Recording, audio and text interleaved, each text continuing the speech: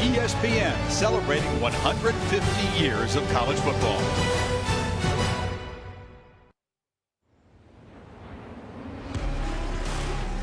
It's that familiar feeling. The smells, pads crashing, fans cheering. Fight songs, chants, and whistles fill the air. There's no doubt, football is back. If you want to make it rain, better stand and deliver. Do not be afraid! Champions have come from a select few. Will a new season bring new challengers? Tony, he's still going. They won't catch him. Jonathan Taylor, off he goes. Familiar names, but new places. And chaos always finds its way back. Oh, he dropped the football. It's loose. He's loose. 90 yards. Touchdown. Outstanding game ball and scholarship. Oregon is back.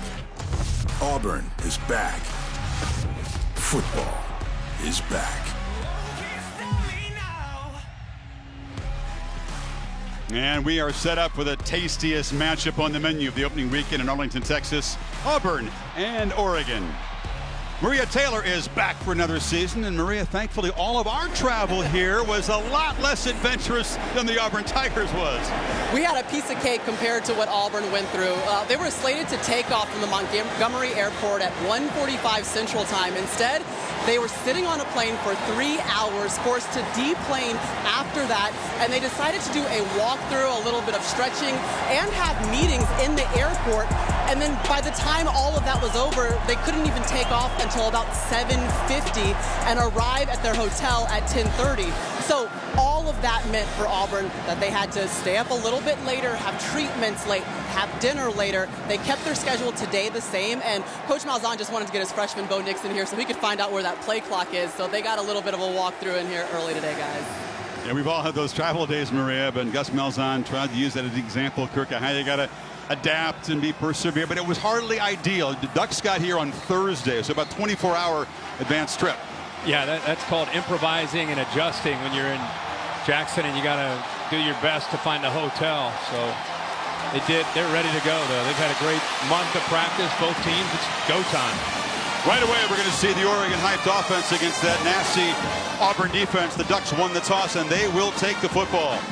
So Anders Carlson, excellent sophomore kicker from Colorado Springs, will boot it away. You got Travis Dye and Jalen Redd deep for the Ducks. Interesting. Oregon won the toss, and with that great Auburn defense, they want the football. Mario Cristobal preaches confidence. He promised his guys to be ready for a knockdown, drag-out fight. Some of these Oregon seniors have waited for this game, this chance to prove themselves for 4 years. Here we go. Best matchup of week one.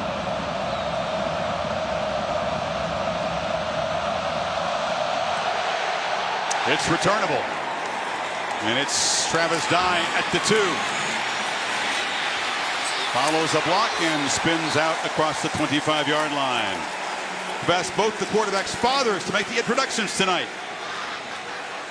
And starting at quarterback for the University of Oregon, number 10, my son, Justin Herbert. Who was born to be a Duck, grew up in Eugene, been through a lot, injuries. As you said, Kirk, 3 different head coaches, but he is just grown as a leader and ready to have a monster season. But perhaps his toughest assignment begins right now all year. Physically as gifted as any quarterback you'll watch this year. Important that he does not try to do this alone. They need to be able to establish the run game and have balance tonight to help that offensive line. They take an early timeout. This receiving core is incredibly depleted. It used to be a strength for Oregon before injuries to guys like Micah Pittman, their electric slot guy. Brendan Schooler is out with foot surgery. J.R. Waters is a true freshman, and Jawan Johnson, the graduate transfer from Penn State, is a late scratch tonight. There you see Schooler, who's a terrific special teams player. Some of these guys perhaps back next month or mid-season, but this is tough to overcome. It really is, especially when you talk with the coaches. When you lose Pittman, a true freshman, it's been sensational in camp. Schooler, a veteran, far right. You have Jawan Johnson, a Penn State transfer, who could really help with his size. Cam McCorrick, there's Pittman, the freshman.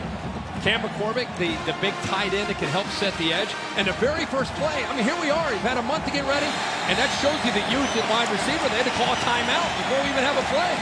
You said it, very important to run the football given the inexperience of that position. C.J. Burdell is the back. They get the ball out quickly to Jalen Red, and Red darts for about 10 yards. They'll be close to the marker. Tonight's Chick-fil-A Impact players will look some offensive and defensive guys. Yeah, we're going to do our best we can to get things in tonight because it's a lot of tempo. They're already going for Dell and Reed, the skill players, Derek Brown, and Britt, the new linebacker in the middle for Auburn. It's a handoff to Burdell. It's going to be tough to generate rushing yards against this Auburn front. K.J. Britt made the tackle. I believe it's going to be enough for a first down. Just. Yeah. This is a Oregon team that understands toughness. You know, they pointed back to the Michigan State bowl game last year and really respected their experience against Michigan State. They really felt that could help them get ready as far as the mentality of what they're going to face tonight. 7-5 was the score in that one. Yeah. Herbert rolling, looking, and fires across the middle over the outstretched hands of Brian Addison. In coverage was Igbanigabe. Yeah, great coverage. Good job there. Great coverage downfield. And this secondary is a veteran bunch. Auburn fans that are watching knows that they have a defense, not just a defensive line, but they know that they have secondary people that can blanket you, and it frees up Kevin Steele, one of the top defensive coordinators, to get very aggressive with that defensive line and linebackers. They like to blitz you. Get the ball out quickly to the far side. Johnny Johnson gets a block and gets out near the 45. I like really doing a good job of respecting Auburn's pass rush and defensive line and just getting the ball out to the perimeter in a hurry. Ball out quick out of Herbert's hands. Third down, they need a long two. Kevin Steele's defense especially nasty on third down. He's moved from the press box down to the field this season. Yeah, and for this very reason, late adjustments and being able to communicate when the offense makes the check, he can get the call in much easier. Play clock at 4. Burdell darts up the middle. He's a good downhill runner despite being just 210 pounds. He was great last year as a freshman, went over 1,000 yards. and I think a lot of times people get so caught up with Oregon you think about the speed and the tempo and Justin Herbert. They don't often respect the running game of Oregon. And I think that's why I said tonight, Burdell's got to have a night. And they get it out. Red, it was not an accurate throw, had to jump up and made the catch for no gain. And there's a little scuffle after the play. Things getting a little physical. Blocking on the edge. Yeah, wide receivers kind of pushing, and you know, a little bit of a frustration. I saw Johnny Johnson involved in that, pushing Christian Tutt, getting on top of his helmet and throwing his helmet. Surprised the officials did not see that and call a penalty.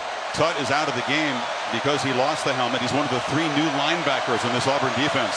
It's the inexperienced area. Herbert rolls on play action, looking for a downfield shot. Has a man running wide open, and it's Johnson. Makes a move, lowers his shoulder, and is banged out inside the 5 as the Ducks make the first big play tonight. A great job of bringing him all the way across the field. Auburn lost him. They're playing man-to-man on the left, playing zone on the right, a combination coverage. Nobody followed Johnny Johnson from the right all the way to the left. And Chris, one thing you have to say about that, amazing pass protection to give him that kind of time to be able to throw a levels route and to be able to get it to that second level to Johnson. 47 yards. Now the Tigers have been very, very tough to score on down here in the red zone. Second best in the country. Play clock is winding down. 3-2. They just get it off. It's Burdell, and he runs right into the heart of the defense and gets down to the 1. Britt in on the tackle. Yeah, that battle in the pit, especially in the red zone, is going to be fantastic to watch for our viewers. 5 returning offensive linemen. The entire defensive line coming back for Auburn. Auburn was second in the nation in the red zone as far as touchdown percentage allowed. Second. And it's because they put 9 helmets down inside tight and they shoot those gaps. Makes it tough to run into the middle. Second and goal. Burdell again running left. Hit in the backfield and spun down by Britt for a loss. It's exactly what we're talking about. They do a good job of covering up the linemen. Those defensive linemen shoot, and it frees up the linebackers to be able to get into some gaps. Just like that. Talked about how Kevin Steele does a great job coaching and being aggressive, and he relies on his corners, leaves them on islands, and then shoots those linebackers downhill. You either got to go wide or you got to throw the football down here. Auburn running a man on very late. They're not settled on defense. They just get him on the field, and now Herbert rolls out, tucks it, fights, stretches, scores! The Ducks take the opening kickoff. 75 yards, and the quarterback muscles it in. Well, there's the answer. That's what you do. And that's a great play call by this offensive staff. Marcus Arroyo does a good job here with his play caller, getting out wide, giving the quarterback who's athletic the option. It might take a peek to see the leg where it was down and where the football might have been when he extended. But I love the call to give him the option of throwing on the perimeter or running it in because of the athletic ability. It's a Big 12 crew. Rick Lumiere is the replay official.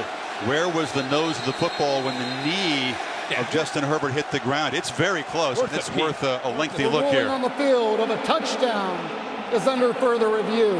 Reggie Smith is the referee tonight. There was kind of chaos in the backfield, and Herbert decided he was going to use a 237-pound body to try to make it himself. Here's the progressive pylon cam. When does the knee go down? And where is the ball? It's down there. And now you got to try to find the football. It's obscured by Thomas's leg. If it is overturned, it'll be fourth down. Here's the point, though. You can't see the ball, but what you can see when you that previous thing where it was frozen is you can tell that you can't see the ball at the plane. So if you watch right where the knee's touched, right where the knee goes down, you could it's good enough to view that you can see he's about the half-yard line, maybe the 6-inch line. Okay, if it's overturned, it is fourth down. And Mario Cristobal will have an early decision. Sure and we've seen him try to power the football in because that's his mindset. Former offensive lineman, coaches the position. He could talk O-line with you for 2 weeks straight. And he wants the O-line to be the personality of this team. Yeah, and when you return a veteran group, you'd like to lean on him. But he also is a smart coach. And he just talked about he respects what Kevin Steele does with his defensive line and how they're able to shoot gaps. It's very, very tough to run between the tackles in the red zone against these guys, especially inside the 5-yard line. That's why they went wide there with Herbert. So you think he'll go for it, and you think it'll be muscle versus muscle and try to make a statement on the first drive of the season? I mean, such a great drive to open this thing up. 10 plays, 73 yards. Last year Washington had moments. They had to settle for field goals against Auburn in the opener. The ball carrier's left knee was down while the ball was at the half-yard line. It'll be fourth down and goal from the half-yard line, and the clock will start on my ready for play. And the offense on the field, they've had this time to talk about it. Yeah, the entire time we were all waiting to see what the answer was. Mario Cristobal had the entire offense around him just in case it was overturned, and immediately he knew what to do. He knew the play call, and he sent them out. There wasn't any hesitation or any thought about what we want to do. Quick huddle. This is awesome. The showcase matchup tonight. Oregon O-line, Auburn D-line on fourth down. Verdell hammers in, and the Ducks score on fourth down. That's Mario Cristobal, and I just saw a fist pump across from us from him. Sure you did. Because, like you said, he prides himself on the offensive line and that left side of the offensive line specifically of winning the battle. He's challenged them not just this week, the entire month. With Auburn's talented defensive line, are you going to be able to match their athletic ability and their toughness? And he goes 11 plays, executes there on fourth and short to get the touchdown. Got a true freshman kicker, Cam Lewis from Charlotte, who has beaten out the veteran, and he knocks it through. So the electric 47-yard pass sets up pure power football, and the underdog Ducks draw first blood. Look from the Xfinity Skycam. You can check out our alternative angle, Xfinity Skycam coverage tonight, streaming live on the ESPN app. We'll have the commentary, but a little different look. So Auburn and Bo Nix, true freshman starter, as if the assignment wasn't daunting enough, it just got a little tougher because he will now have to play from behind thanks to Verdell's touchdown run. 4 runs to punch it in from the 3. But the Ducks offensive line did its job. Yeah, just a perfect drive if you're an Oregon Ducks fan. 6 runs, 5 passes, some quick passes, some tough execution, tough yards running. 1 big play over the top with great pass protection. Really, that was exactly how you would draw it up and hope it would go for a drive to start the game. So Camden Lewis, so I said beat out Adam Stack, the veteran kicker. And making the PAT, will kick it away. Benagane will leave it there, a yard deep. Patrick Nix, former Auburn quarterback, brings out his son and gets a little emotional. This is nice. And starting at quarterback for my Auburn Tigers, number 10, my son, Bo Nix. Patrick coached him in high school where they won a couple of state championships, Pinson Valley. Bo has been, as you said, waiting for this his entire life and imagining Auburn plays, I think, since he's about a 6th grader. I can't imagine what's going through the mind of Bo Nix after those backyard games that he played. I can't imagine what's going through his parents' minds as they watch him jog out on the field for the first time as an Auburn Tiger. Beat out Joey Gatewood, the redshirt freshman. Gus Malzahn back to calling the plays this season. That's another wrinkle we'll talk about. And it's an end around on the very first play. Auburn will look to generate lots of rushing yards from guys around the edge, and that's Sean Shivers, the speedy running back. Boy, if I missed that. How much fun is it to watch Gus Malzahn call plays? He has not done this for the last few years. Says he's back. Little jump there on the right side. Yeah, he says, I'm going to get back to my roots. 76, 5-yard penalty. It's 2nd down. He's going to get back to what he made his name with and what made him a $49 million contract. Yeah. 1991 told me that's the first year he called plays. Did it for 25 years and then took about 2.5 years off. You know what he's upset about right now? The Oregon team calling, jumping, kind of a fake cadence to make the offensive lineman jump. That's why he's saying, watch him. Watch them doing that. I don't want that started. So behind the sticks on 2nd and 12. And they feed Boobie Whitlow, who hammers away, gets about 4 yards. But you're right. I mean, think about calling the plays all this time. And a lot of these guys, after they become head coaches, after a few years, they do it. And then a lot of times they say, you know what, I'm ready. I'm going to be a CEO. Tried it for 3 or 4 years. Didn't work out. He said the team feeds off of his energy, as you can see, when he's involved more in the game plan, involved more in calling the plays. And the freshman faces 3rd and 8. In his very first series in college. Ducks are showing pressure. Nix immediately has to dodge the rush. Is flushed and will just throw it away. He can expect to see some stuff tonight and some athletes he hadn't seen in high school. Yeah, and Oregon's going to do everything that they can to try to mix up looks and try to confuse him. This time, their most talented defensive player is Troy Dye. They'll move him around, and he does a good job of getting in there quickly before Shivers has a chance to pick him up on the blitz. And give the young quarterback credit for stepping up and then just getting out and throwing it away and setting up a punt. Auburn's got another Aussie punter. Aaron Sipas, a 26-year-old who hit the scoreboard in the warm-up, which he said he was going to try to do. On the return, Javon Holland has a crease. Cuts back, still running into Auburn territory. So the Ducks, long touchdown drive, 3 and out, and they start the second possession in plus territory after a 28-yard punt return. Saturday Night Football on ABC is presented by Wells Fargo. This is a commitment to better banking. This is Wells Fargo.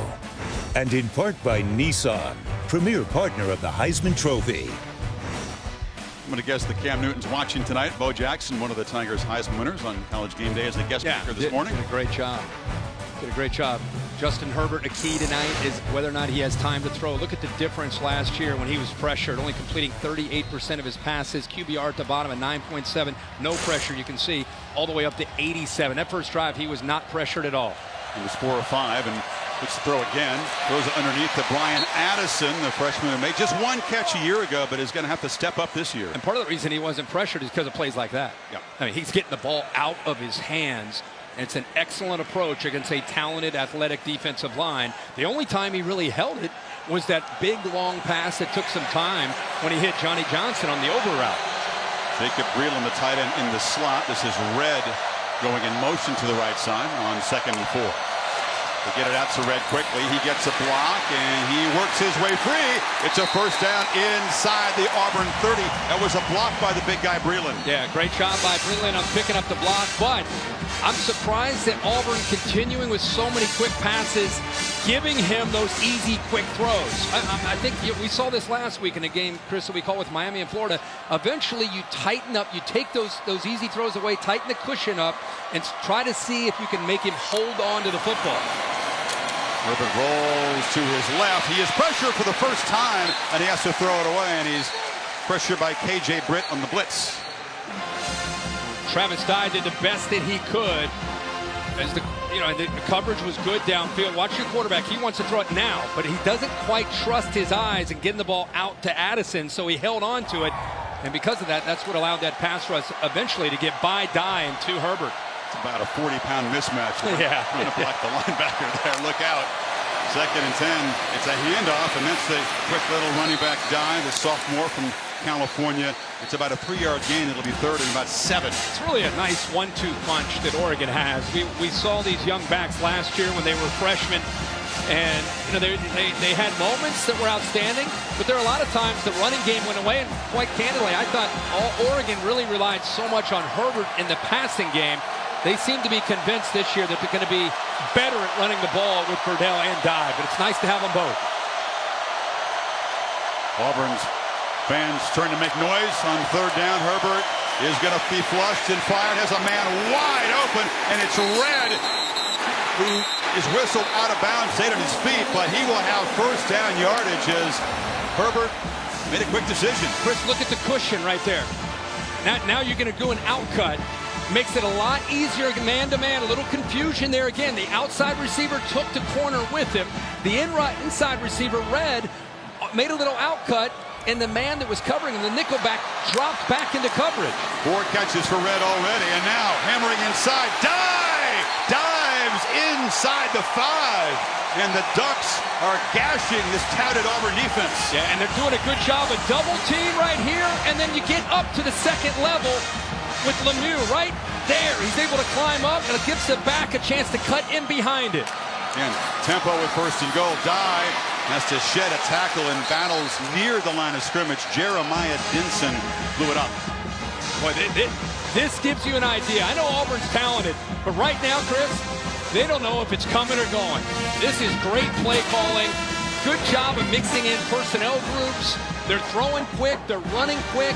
Auburn is on its heels, which is very rare to see for an Auburn defense. They brought in a more physical back, the sophomore, Cyrus Habibi-Likio, at 225 pounds out of Palo Alto. He's in the pistol. Red in motion, fake it to him. Habibi-Likio. He's a big-bodied back. He leans down to the 1. It'll be 3rd and goal. Here we go again. Yeah, again, just mixing in different looks. We've had 3 different backs. You might say, what's the big deal? Yeah, you keep them fresh. But they all have a different feel, a different kind of running style. This is a power back, and he's running downhill inside the 5. Remember last time down here, even though they scored, it was tough sledding between the tackles. So they go with the power back down to see if that can help them. I think they go back out to the edge. Get Herbert outside where he can run it or throw it like they did the last time on 3rd down. Took a long time to get the play call in, and Cristobal creeping way out to the yard line on the field to call a timeout. This is an important play coming up. Ducks trying to stretch it to a 2-touchdown lead. Feel like, again, there's a potential 2 plays to get 2 yards. We'll talk about it. Come back. Ducks threatening again. I think Oregon got a bad spot. Look at Habibi-Likio. Watch the right knee. He's still fighting. Watch when it goes down, right? He's not down yet. Oh, not there. Yeah. Ball's near the 1. Yeah. Yeah, it is. I honestly thought that was part of the reason Oregon called a timeout, potentially to give them a little more time to take a peek at it. At the very least, maybe. And by the way, every inch down inside here counts. Say that again. Yeah. Verdell is the back on 3rd and goal. There you go. If they get to Herbert rolling, now looks back across the middle, fires, drops. It was Brian Addison who dropped the touchdown and drops a huge problem for this receiving core a year ago. Again tonight. I loved how he looked right, got the defense all the way into the corner, and then came back and threw a seed right into the arms of Addison for a potential touchdown to put him up by 14, but he's unable to hold on to it. But his eyes took the defense exactly where he wanted them to go, and then did a nice job coming right back to it. Just couldn't hold on. Camden Lewis for a field goal attempt. Tigers are very good at blocking them. True freshman. Missed it. So a 7-point drop by Addison. A sure touchdown. Bounces off the shoulder pad, and the true freshman kicker shanks it. Wow. Another 10-play drive. Everything's looking good. They're unable to get into the end zone. You're thinking at the very least, well, they're going to probably get 3 points, and he pushes it to the right. First career field goal attempt. It was from extra point range, but it never gave it a chance. 33 drops. That was the number recorded by the Ducks receiving corps last year, and that's Marlon Davidson. That's one of their senior defensive linemen, one of the vocal leaders and the best D lineman in the SEC. Yeah. You're looking at. Yeah, you don't know if that's fatigue or if he's got an injury. We'll obviously keep a very close eye on Marlon Davidson. Chris, you talked about what he means to this defense. We talked all night about he and Derek Brown. Nick Coe gets so much of the attention. Big Cat Bryant. So the second series for Bo Nix. Tigers 3 and out with a penalty in the first, and now he's going to take a downfield shot and lost it complete to Will Hastings, and he's into Oregon territory inside the 40. First big play of the young guy's Auburn career. How about that for your first big completion of your career? One-on-one matchup, and Hastings is back from an injury. Great to see 33 back out there for the Auburn Tigers. 33-yard gain. Now Nix takes off. He's an excellent runner. A true dual threat, which Malzahn loves. Another first down. And see, that's to me Auburn's offense. And I think and Sidham is obviously a very talented passer. They weren't able to use him in that fashion. And when Auburn, to me, is clicking, they got a quarterback that can run the football. And obviously, Bo Nix can do that. Great call right after the big pass. Handoff inside. Whitlow is stacked up. What an incredible turnaround in the last 4 or 5 plays. Yeah, you're trying to figure out a way to try to get your young quarterback after a 3-and-out just settled in. Forget about the whole drama and the fact that you've thought about this your whole life. Now you're just out after this. Now you're just playing football. Now you're out there executing and trying to run this offense. And instead of being down 14-0, it's still a 1-touchdown game. Nix from the pocket. Launches to the end zone, way over the head of Hastings. Little too much adrenaline that time. He was open. Oh, yeah, he was open. He got behind coverage. Very same play that they ran to the right for a big play. This time they run it back to the left.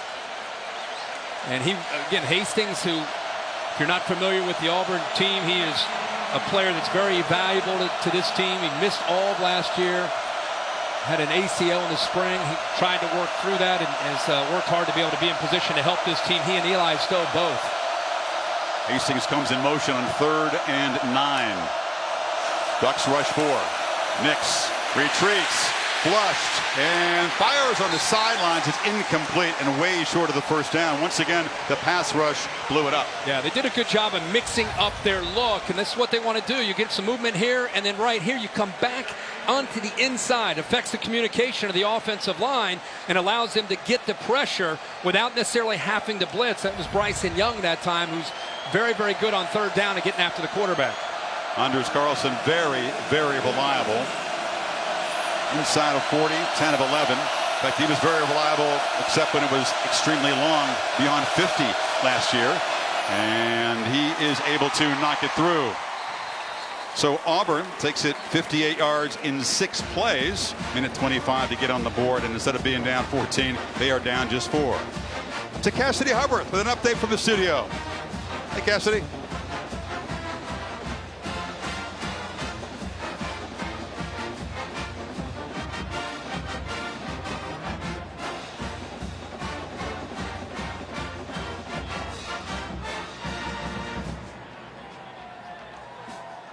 Michigan, a team picked by some to make the college football 4-team bracket in a battle on opening night. That's been kind of a theme. There's been some closer than expected games today.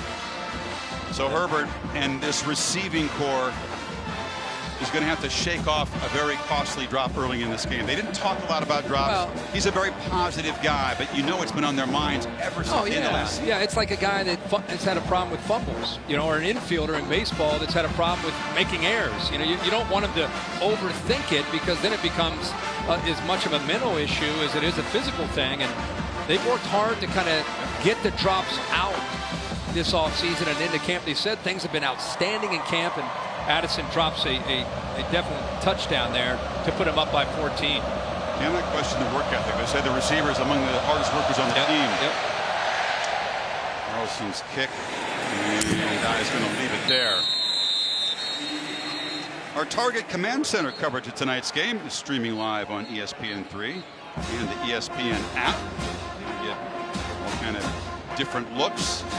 Get the stats down the middle. ISOs of the two benches. Quarterback ISO. Where are you going to put your eyes in the command center? That's up to you. Oregon has already moved the football 116 yards in his first two drives. Perfect balance, 10 runs and 10 passes. But this is not the good field position they had the last time. I want to see the adjustments that Kevin Steele makes as a defensive coordinator against these quick throws from Herbert. It's Burdell, sheds a tackle, and he's off and running. C.J. Burdell makes a cut and works his way into Auburn territory as a flag comes in very late in the play.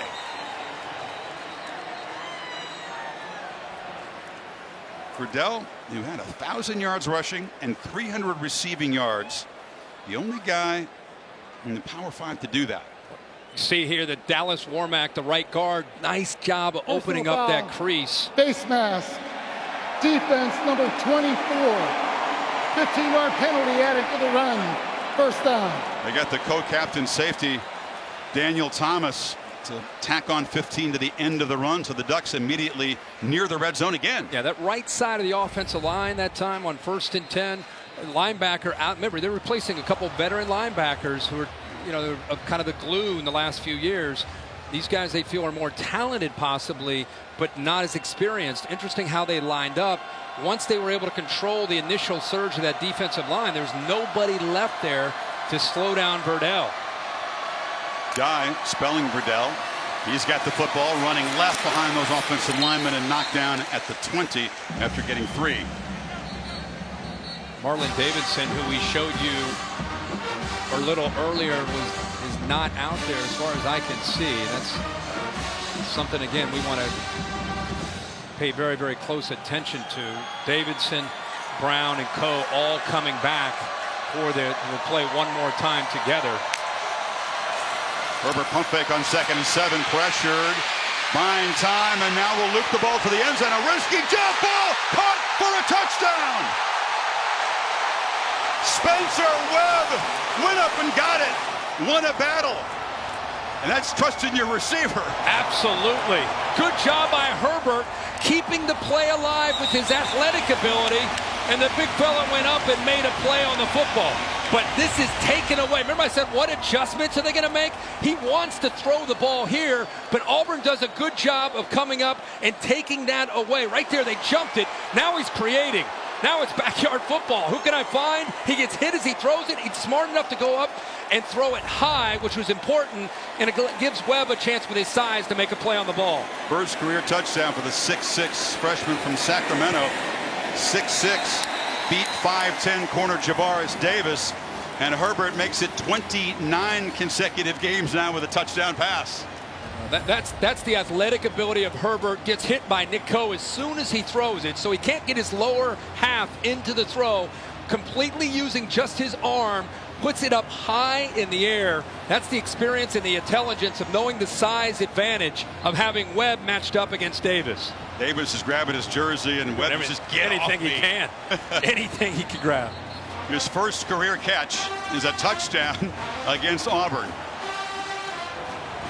Well, we talked who's going to step up. Schooler's down, Pittman's down, the big tight end McCormick's down. Who's going to be the guys that are going to step up in the Oregon passing game, the receivers? And there's an example of a guy like Webb, a freshman, stepping up. And you talked about against pressure last year wasn't ideal. He was heavily pressured. In fact, hit as he threw, and it was a pretty ball. Sure was. Auburn took away those quick throws on that play. They actually took it away and created that pressure, made him have to improvise. That was an improv play, but I had a sense that maybe Cristobal, given the toughness of Auburn's red zone defense, might take some shots from what he calls the high red zone, 25, 30, 35-yard line. Should. It's another long touchdown drive, 75 yards. This one took just 3 plays and a minute 6. That's a Chip Kelly Oregon type touchdown drive. And the return, Benagany knocked down across the 20-yard line. We will head off to Louisville tonight, and on Monday night see Brian Kelly and the Fighting Irish take on the Louisville Cardinals. Scott Satterfield's debut as head coach. It's over on ESPN at 8 o'clock Eastern time. We'll get a look at Ian Book, who hopes to really improve on last season, maybe be a little more assertive, a little less cautious at quarterback for the Irish this year. What do you think? Yeah, I mean, a guy that I think has tremendous opportunity to have a big year. He's got some new skill around him, which I think will be exciting to watch. And anytime you get a chance to watch Notre Dame playing on the road on a Monday night, it's going to be a lot of fun. So now an 11-point deficit, and Nix flips it in the flat. And it's caught by Eli Stove, another receiver who's coming off an injury-plagued season, Kirk. ACL last year, played almost no football, but had a big 2017. Sure did, and they've missed he and Will Hastings, and right now they're the only 2 receivers that have been able to make a catch for young Bo Nix.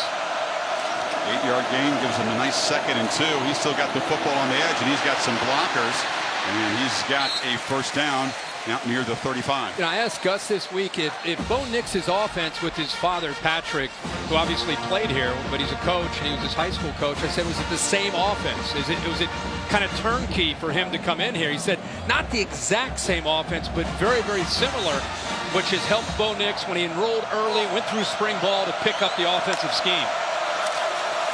On the first down, it's Whitlow lowering the shoulder and making about 9. Almost every play in high school was a run-pass option for Bo, Patrick said. That's a lot of responsibility. He began starting in high school, by the way, as an 8th grader. Yeah, and he's had to deal with that pressure really the last 4 or 5 years of living up to his dad and everything his dad accomplished. There was nothing there. He was pressured off the edge there, just fired it in the ground. That was Kayvon Thibodeau, the very highly touted true freshman. Yeah, but there was no one to throw the football to. I mean, it looked like there was a miscommunication. They're trying to seal the edge, but it was hard to get outside of Javon Holland, who had actually grabbed onto the intended receiver. That's why I think some of the Auburn people are a little bit upset. He just grabbed onto his jersey to stop him from going out for a pass. They're all upset because the Ducks fans went on intentional ground. Everybody's hollering now. Yeah. It's 3rd and 2, final minute. A wild first quarter dominated by Oregon. Whitlow, the back. It's an awkward snap, but Whitlow's going to make the first down anyway. Nix kind of bobbled it before handing it off to Booby, who gets out near midfield. Yeah, and the jet sweep, a lot of times they use that just to affect the eyes of the linebackers and safeties. That time Eli Stove goes in motion, affects the eyes just enough, and they pick up the first down, and now Nix is out to the left. Talked about the direct snap to Whitlow. Yeah, this is Whitlow in the wildcat look. Not much deception. He's trying to buy time and was able to be patient and dive forward for another good first down gain. They're making a lot on first down every time. You know, I think it's pretty clear when you see 28 lined up in the wildcat. I mean, he's there to give you a little wrinkle and run the football, but even though they knew it was coming, he still picks up about 7 yards. Clock ticking down. Let's see if Malzahn wants to run another play before the end of the quarter. Harold Joyner is the back. We'll rotate a whole lot of them. And the clock will expire before the football is snapped. So Oregon, a pair of long touchdown marches. They missed a chip shot field goal. Field goals all the Tigers have. End of 1 in Arlington. Back after this message and a word from your local ABC station. The super big Samsung QLED TV is made for football.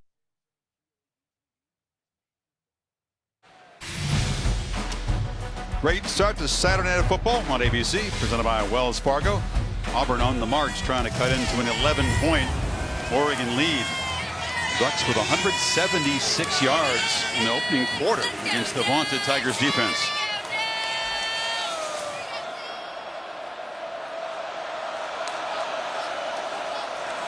Whitlow hit hard and stopped short. Jatarvius is his name, but the family has called him Booby forever. We have no problem with that. No, not at all. I'm very impressed. You're doing double duty these 2 weeks. So you got names. I mean, I can't even imagine the tennis names, and I know you're used to most of them with all the matches you call, but I'm doing the best I can just with the college football names. Well, Oregon gives tennis a run for its money. Names, I'm gonna tell you. No doubt. Now they need 2 on 3rd down. I got a few names. I hope they don't make a play. I know what you mean.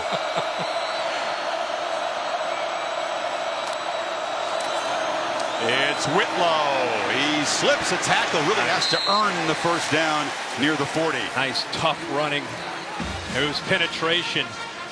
They were able to get into that backfield, and it looked like they may be able to get him for a loss.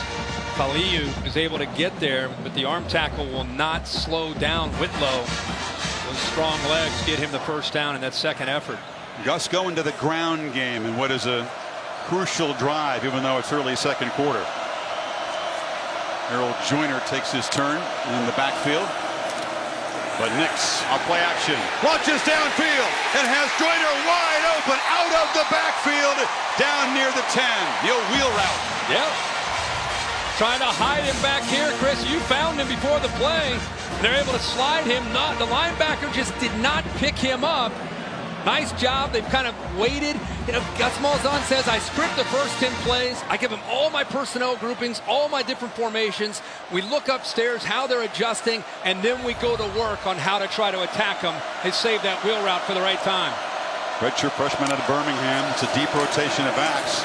It's Whitlow back in the game, but the Ducks get very quick penetration. Yeah, I think Valiu in there. Valiu, 99 gets in there again. He almost got in a little earlier. He comes right in here off the edge, able to split the tackle and the guard.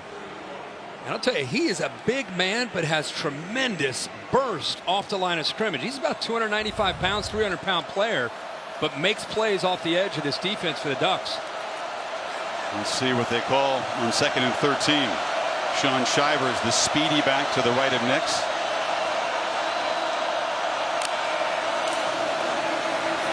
It's a rollout and a throw into traffic, and it's intercepted. Thomas Graham with the pickoff, and the true freshman makes his first mistake tonight.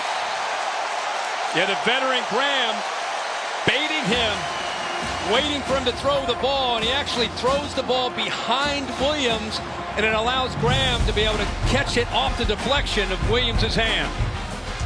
Well, and it's a learning experience. His dad knows that. Ducks take over, up 11. And his 7th career pick for the junior corner, Thomas Graham, gives the Ducks the football back at the 12.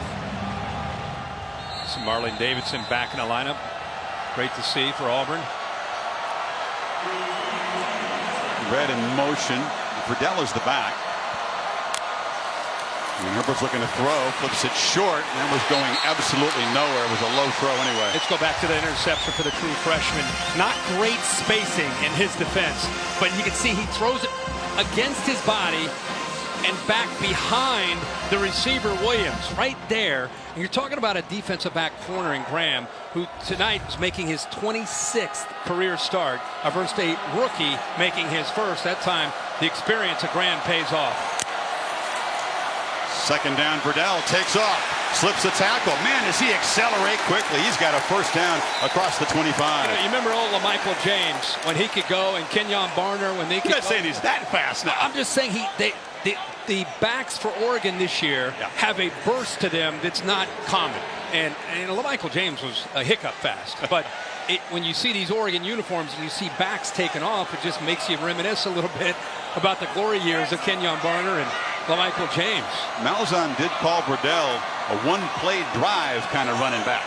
Means he can take it to the house. And he's even quicker this year. Obviously, an entire year in that weight room with the crazy man. A lot of shifting around pre-snap. The crazy man.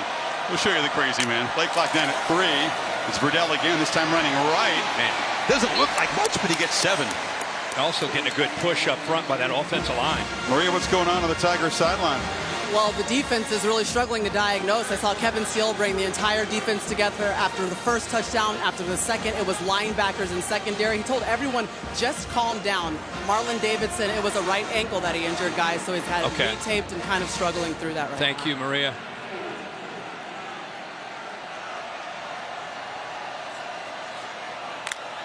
Travis dives, spelling Burdell, and he hammers into the middle. They are not afraid to test the midsection of this Tigers defense. Didn't get much there. It'll be 3rd down. And this is one where later you're going to see. Watch the edge of the defense collapse. This is one that I bet you'll see Oregon come back to, because nobody's respecting Herbert, who can run the football. Some point in this game, somebody upstairs looked down and saw them collapsing down on the backs that are having some success. Eventually, they're going to come back to Herbert holding on to that ball and going down the sideline. Ducks are 2 of 4 on 3rd down, need 3.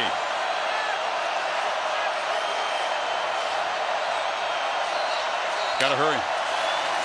On the edge. And swarmed and dropped right there is Johnny Johnson. Tigers defense is ready for it. Igbenogany. Yep. Igbenogany, great play here. Getting off of the block and then being able to come over and help out, forcing him back to the inside. Nice job. Tight coverage that time on 3rd and short by Auburn. Blake Mamon into punt for the first time tonight. Christian Tutt, who's the Tigers returner at the 20.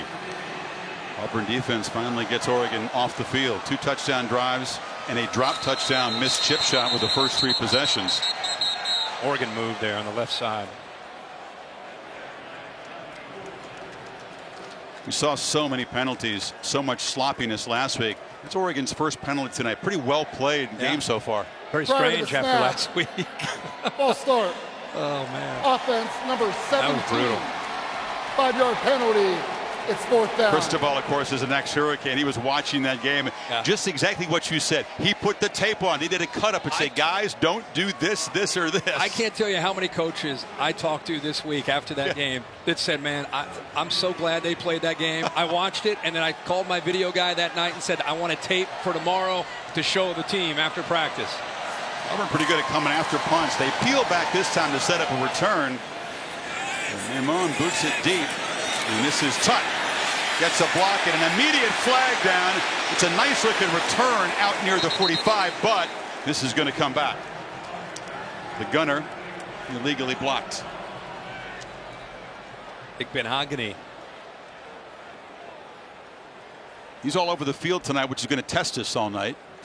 Sure is. Parents from Nigeria.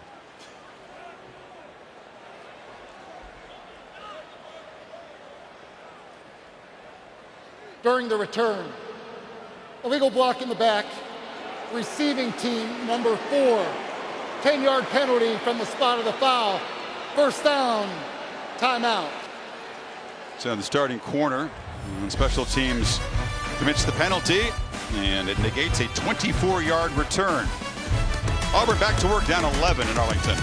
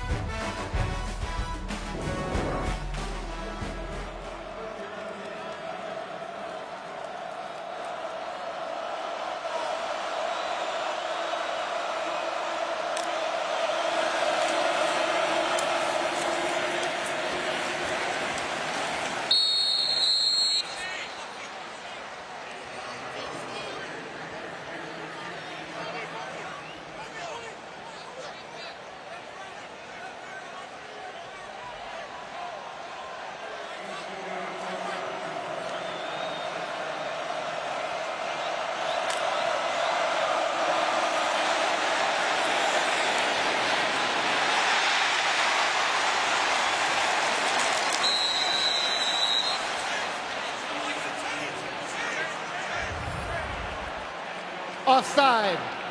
Defense, number 99. The penalty is declined. Result of the play, first down.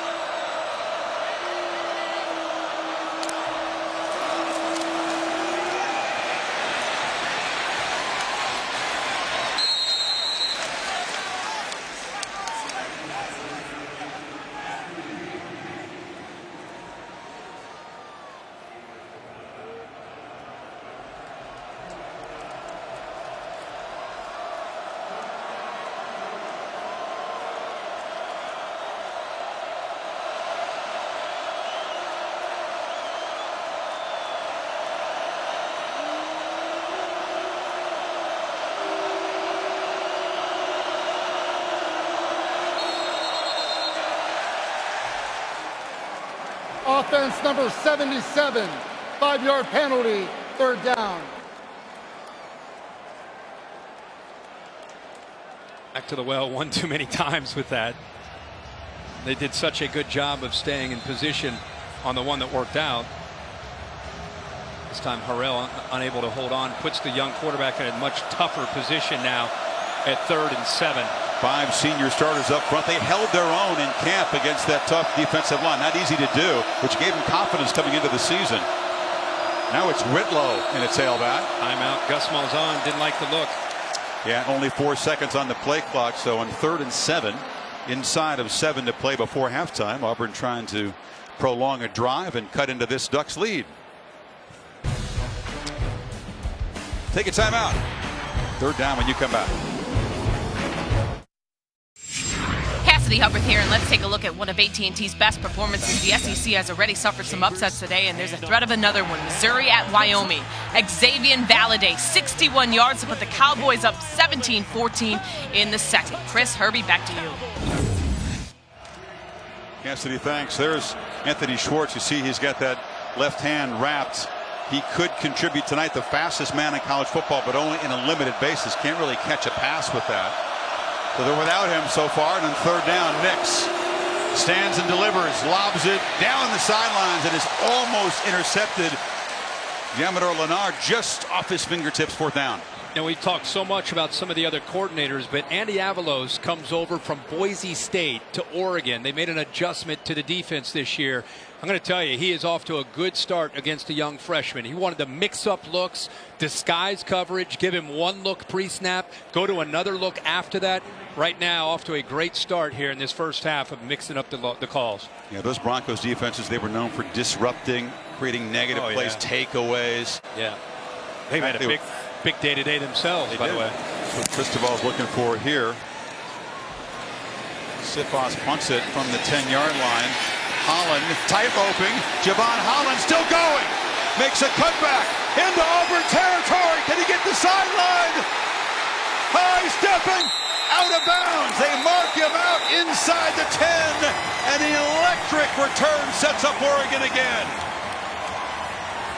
Well, I tell you, at the very beginning of this, an outstanding job of avoiding the push or the block in the back by the Oregon Ducks. Right there at the beginning, did a nice job, and then it's just about building that wall, and he almost is able to take this all the way to the end zone. But it started at the very beginning. Oregon trying to do a good job of not pushing anybody in the back, and I think they surprised Auburn by returning it back into that boundary for some reason, because there was nobody there to stop him.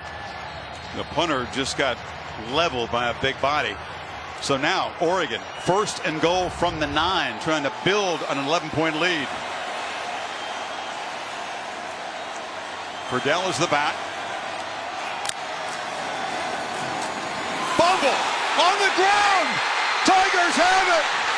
Big Cat Bryant as they try to chase him down. Will he get there? Not quite, but a huge scoop and almost score for the junior from Georgia. Remember how we talked that he's going to eventually want to pull the ball and get to the outside? That's exactly what he was going to do. He's following the tight end Breland, 27, to go around the corner, but he was in such a hurry, he didn't take care of the football. And how about the effort, by the way, of 6, Christian Tutt, trying to get in the way of Herbert, trying to get in the way of anybody that he can before eventually Addison catches him up. But watch, see 27 to your left? He's going to pull it and come around, but instead of being able to pull it, Verdell hits the ball and jars it loose. And the Auburn defense made a similar kind of play against Washington a year ago in the opener. It was a monster play that turned things around. How about Big Cat? It's not his given name. Markevius, but Big Cat with a K. Great play by Big Cat. Great effort by Tutt to try to get him there. 83-yard return, 1st and goal. Shivers motions in. And instead, it's a misdirection play. And it was Eli Stove, a little trickery near the goal line, fooled no one. It's a loss.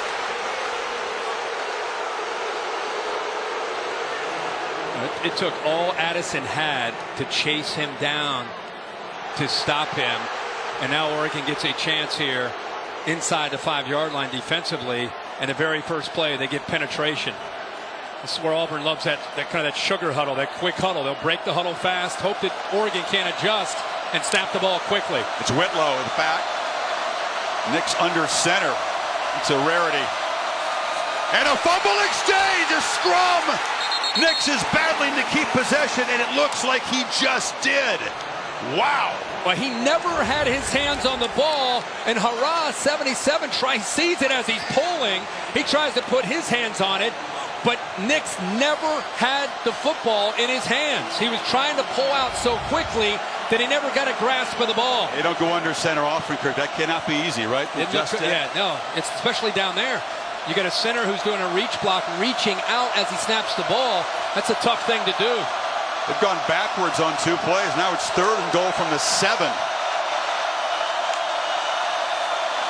Nix rolling. Coming back this way. Chased. Still alive. Fires end zone in traffic. Almost intercepted. Nick Pickett was there. A dangerous throw into traffic. Lucky that it wasn't a turnover, but the Ducks defense makes a stand backed up. They sure do. How about the dangerous throw by the freshman, throwing it into 3 different white jerseys, throwing it back into the teeth of the defense. It's a lot like the first pick. Again, young guy, but very, very fortunate not to throw an interception there. Love that he kept the play alive. Should have just thrown it away. Carlson, for the 2nd time tonight, makes good from 25. So the 83-yard fumble return, the hustle by Addison to chase Big Cat down, and Auburn settles for a field goal.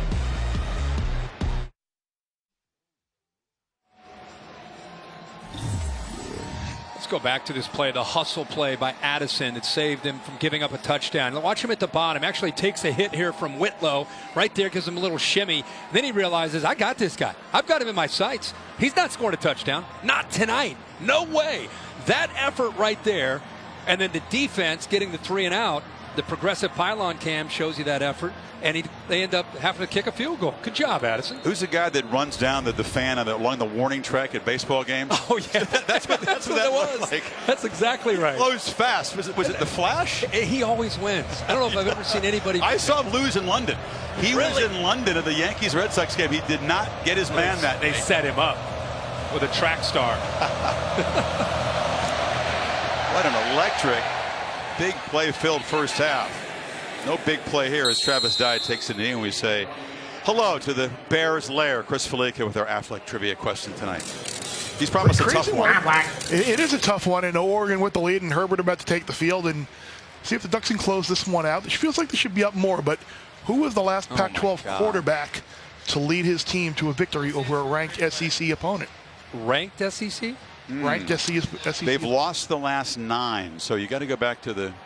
It's going to be back a few years. Did Leinart beat him? Jeremiah Masoli? Leinart's a good guess. So I'm just trying to go back to think of Masoli. Remember Oregon beat Tennessee one year. Were they ranked? I don't know. Riddell knocked down hard, gets about a yard by KJ Britt. All right, Bear. That was quick. You've got a good combination there with Tennessee and right team, wrong quarterback. It was UCLA. Kevin Kraft beat Kevin Kraft, the immortal, beat the Vols out at the Rose Bowl there in 2008. Bear. That's a good one. Feels like the Bruins are not close to beating a ranked SEC team these days. Got a ways to go. Nope. 2nd and 9. Herbert play action. Thought about taking a downfield shot. Now just tries to check it down, and now will take off and run and gets about 6. Wanted to go deep there, Kirk. He sure did. Coverage took it away. But how about the protection? All this talk this week about how in the world is Oregon going to protect Herbert from this defensive line and from this pass rush, and give the Oregon offensive line. It was good coverage. Let's give the coverage credit. But the offensive line giving Herbert enough time to be able to look downfield. Now on 3rd and 8, there's a flag way back in the defensive backfield. Yeah, it came down late.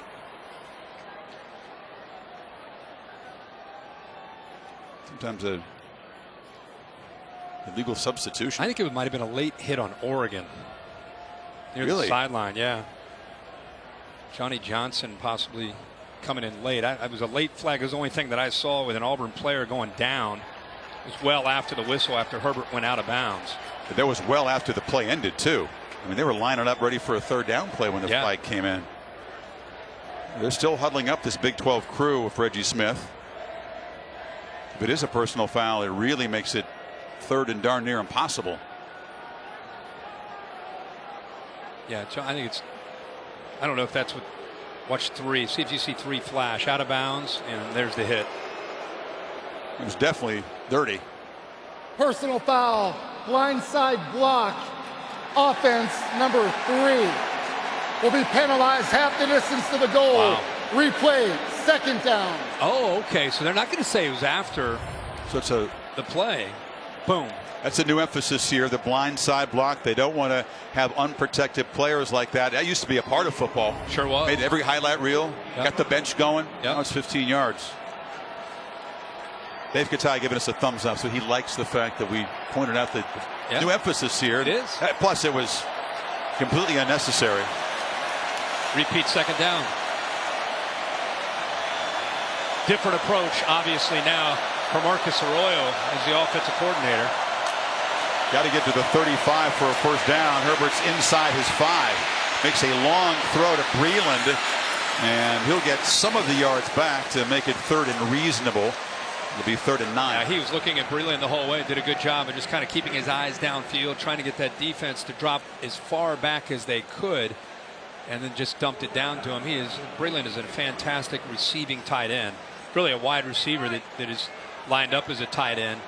Guy that's been around and played a lot of football for Oregon. You'd expect him to use a lot of the play clock. Gives him a chance here. That play gives him a chance here on 3rd down. It does, but if they don't make it, you don't want to leave Auburn any more time than necessary.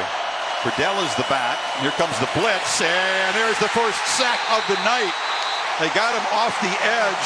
Jeremiah Dinson, one of the co-captains. Well, they bring him up. Wooten is also up here, up tight. Denson's out here. Wooten's right here, and he's able to work to the inside to be able to find that crease, to be able to get the pressure. Verdell had to make a choice. Denson to the outside, Wooten, the linebacker, to the middle, and the combination of those two blitzing the quarterback, they were able to get to him. Maimone back at his 5-yard line. Auburn has been peeling back to set up the return so far tonight. Let's see if they come after it. They're bunching the middle, and they do come after it. And the punt is a good one. Good protection. Maimone booming it, and Tutt will retreat and run out of bounds. You cannot ask for better execution on a punt than that. And the Tigers will start from their 25-yard line with 2:05 to play. How about this? This will be a good one. You kidding me? And Clemson next Saturday at 3:30 Eastern time. Then on Saturday Night Football, Reese Davis will join you. I'll be doing U.S. Open Championship weekend duties in Austin, LSU, and the Longhorns. Another one of those. Man, statement games, non-conference games that mean a lot early. Not going to be able to sleep this week. I mean, he's got great tennis, but you got great college football. Yep. Unbelievable Saturday next week. Today, there weren't, other than this is the only ranked game of the whole weekend, 5 straight days. We've had some fun games. Next week, we got some amazing. I had my eye on that Clemson Georgia Tech game on a scrappy preferred walk-on out there that was making an impact. Man, what a special night. That was nice. Cool. Nix on the roll, looking back to his right, takes a downfield shot. Hastings running free, diving catch, but a flag. He was dragged down to prevent the long play by Pickett, who comes up limping and will go down to the field. It's the kind of interference penalty you're sort of coached to take, right? Well, I'm surprised that Pickett got back there. He looks like he's cramping up a little bit. He's a run support guy. And you got Will Hastings matched up one-on-one with him. See, he's up close to the line of scrimmage. Now he's back. He can't let him get behind him. He does get behind him. And all he can do is grab onto him, or he gives up a huge 16. pass play. 15-yard penalty. Hastings automatic. already made one huge play tonight, a 33-yarder. That's actually pretty good football. Official timeout. Late in that first half, you're about to get beat for a big one. That's the right thing to do, obviously, in the college game. It's in NFL, it's spot foul. In college, you're going to give up 15 yards. Well, we've had this quarterback matchup, the experience, Justin Herbert, who passed up in the draft, come back, considered one of the best in the country. Bo Nix, one of the best prospects we've seen in recent years at quarterback, getting the start as a true freshman. The battle of Oregon's O-line, Auburn's D-line. It has been a wild, big play-filled first half. Yeah, it's been exciting. And if you're an Auburn fan, you're thinking, can they get a field goal? Can they possibly score and get a touchdown? If you're an Oregon fan, you're thinking, man, to make to this trip, basically, halfway across the country, take on a very talented Auburn team, pretty good first half for Oregon. They talked a lot about toughness and attitude and matching the intensity that Auburn can provide and that you have to go up against, and they've done that, and at least for a half. Both teams have left lots of points on the field. Oregon with the drop touchdown pass, the missed chip shot. Herbert with the fumble down here when they were threatening to go in. Bo Nix made a tough decision and could have had another interception here near the end of the second quarter. So lots of twists and turns. And now Auburn's got a couple timeouts. Minute 58. That was a mismatch in favor of Auburn there.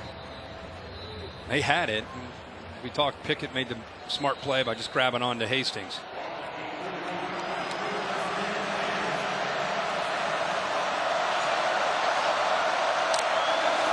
On first down, Nix drops back again with his beacon downfield. Now just tries to avoid the rush.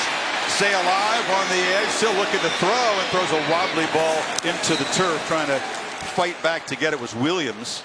You know, it's hard to take that out of your game when you're the #1 ranked dual threat quarterback in the country coming out of high school football last year, because you know what? Probably 9.5 out of 10 times in high school, he makes that play. He's either able to run around, make a play, run around, take off and run for 40. In college, he's going to learn that he's going to have to be kind of wise with how he scrambles and when he scrambles to keep plays alive. You go to the free play. Ducks jumped offside. Nix rolls, fires down the field, but over the head of Cannella. And the offensive line for Auburn again stayed put with that free play. Defense, number 99. You think they trained that a little bit? 5-yard penalty, replay, second down. I got a feeling they drill that a little bit down at Auburn. These linemen do not move. They don't flinch. So, another penalty. Minute 42. A couple timeouts. 46. See how Nix does as a young quarterback with time management, if they're able to get across midfield and start to think about field goal. Hastings in the slot to the right. Now he'll motion back. Whitlow is the tailback. Here comes pressure. It's picked up. Nix has time and launches downfield. Jump ball intercepted.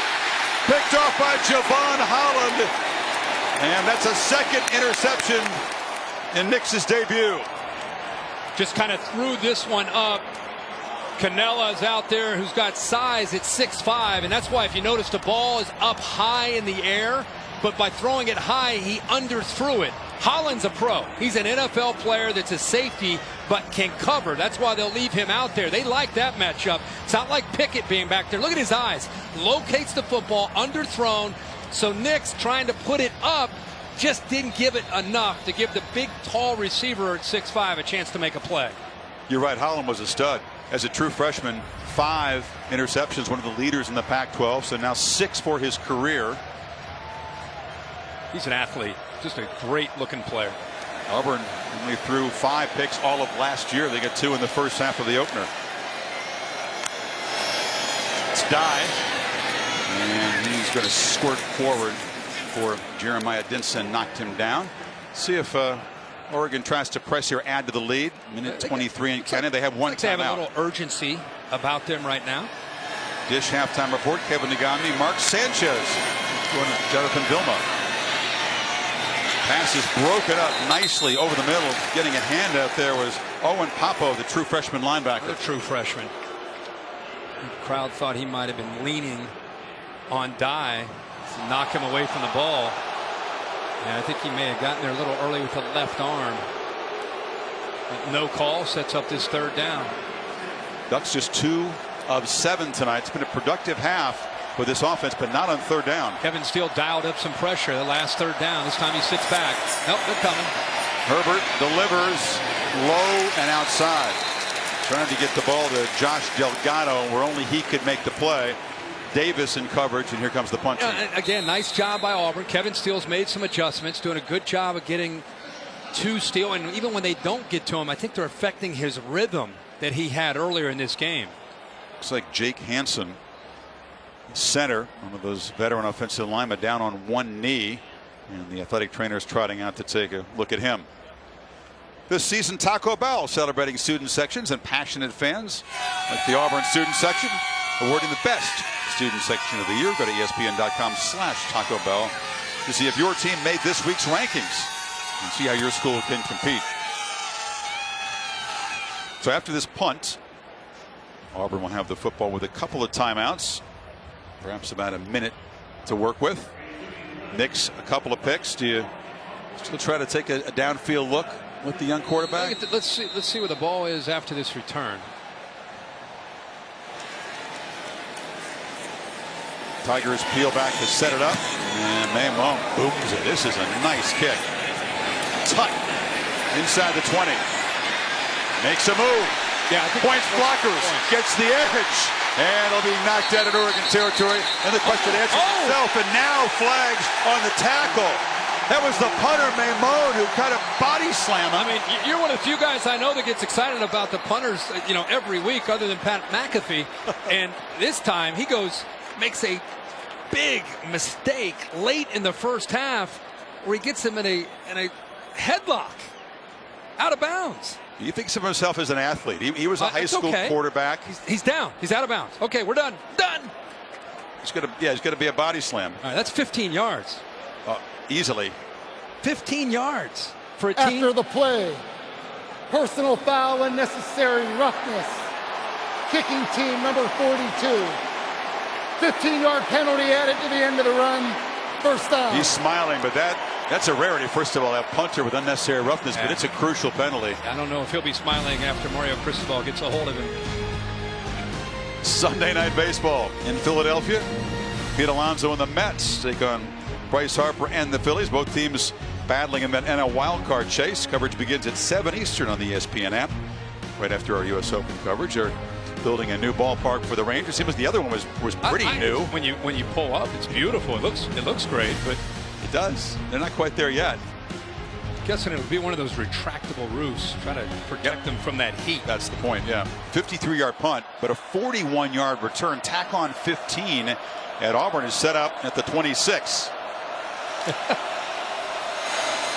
Play action, immediate pressure, and the ball is incomplete. Boobie Whitlow tried to fight back, but the Ducks again got in the young QB's face.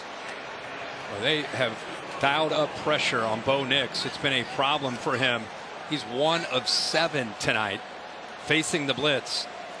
Again, go back to the fact that Andy Avalos studied, did a good job of preparing, understands you can take advantage of having a young quarterback there and mixing those looks up and bringing the pressure at the right time to affect his confidence. They show pressure again and bring it, and Nix is flush, eyes downfield, and he'll fire incomplete. It's out of the end zone. Receiver had gone out of bounds anyway. Slade Mata'utia has begun to be a pass rush problem for Auburn. Yeah, the great thing about Bo Nix is he has the athletic ability when he is blitzed not to just have to wave the white flag and give up. He's an athletic kid that can get away from the pressure. He just doesn't have a lot of options of where to go with the ball after he starts to create. 5 of 16 with those 2 interceptions. 3rd and 10. As the Tigers try to cash in the punt return and the penalty. They got pressure on him again. Nix scrambling around. Can he escape? Yes, he can. He's going to get a first down and scoot out of bounds inside the 15. That's in large part why he's got the job. Here's Avalos showing blitz here. At the snap, they drop. They bring the pressure here, right? Let's confuse the young kid. See him drop. They bring it from the field. He steps up, and that's exactly what we were just talking about. The athletic ability to be able to keep the play alive. This time, instead of throwing it, it shows you can pick up the first down with his legs. Yeah, he got 13 on 3rd and 10. 31 seconds. They still have the timeouts. Still facing pressure. And he's going to be dropped. Sacked for the first time tonight. Samson New got him, and that's the first time the young fella's been sacked since his junior season in high school. Wasn't sacked all of last year. That's what I'm saying. He's used to being in a world where he's just can do that, you know. And now you've got a guy like Samson New. By the way, 206 pounds playing at linebacker. They said he doesn't have size, but he's got speed, and that's why he was able to bring him down.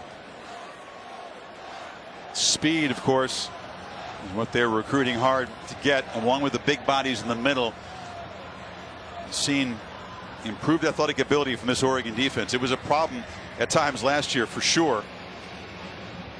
They have stepped up tonight. When they've been backed up near their own goal line, they've forced Auburn to kick a couple of field goals. And Auburn beginning this series in the red zone, now back at the 21 with a 2nd and 18. And Gus Malzahn is trying to talk to his offensive staff, and again thinking about what can we do for the kid. A couple times, even on that last one, he's got to protect, got to trust his backs and his linemen. When they blitz, they're going to pick him up. You got to believe that they're going to pick him up. Sometimes he's getting out a little bit too early instead of just kind of comfortably sitting there and evaluating the play and letting it develop. He starts to take off and scramble. Of course, they're in easy field goal range. How risky will this play call be? Makes 1 for his last 7 with that pick. The question to me is who can win a matchup? Who can win? Oregon looks like they're playing more zone here. Yep.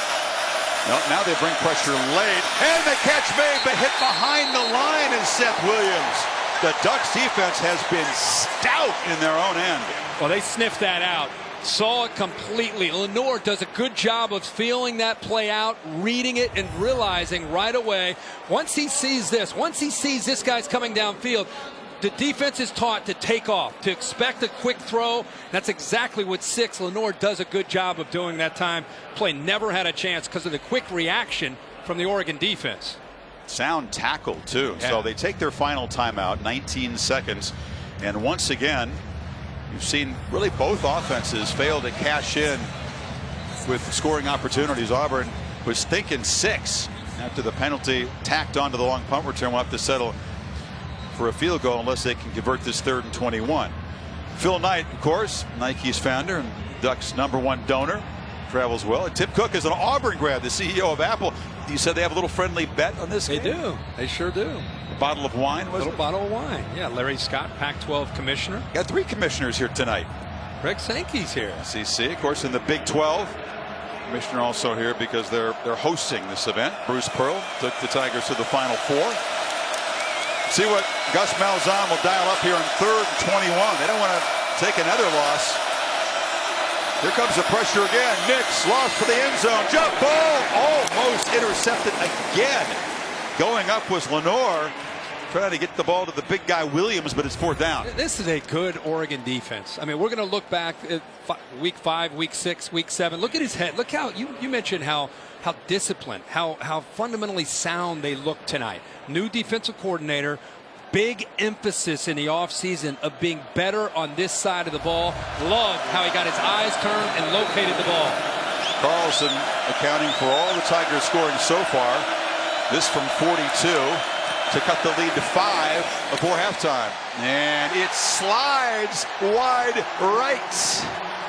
So Auburn comes up empty despite the superb field position.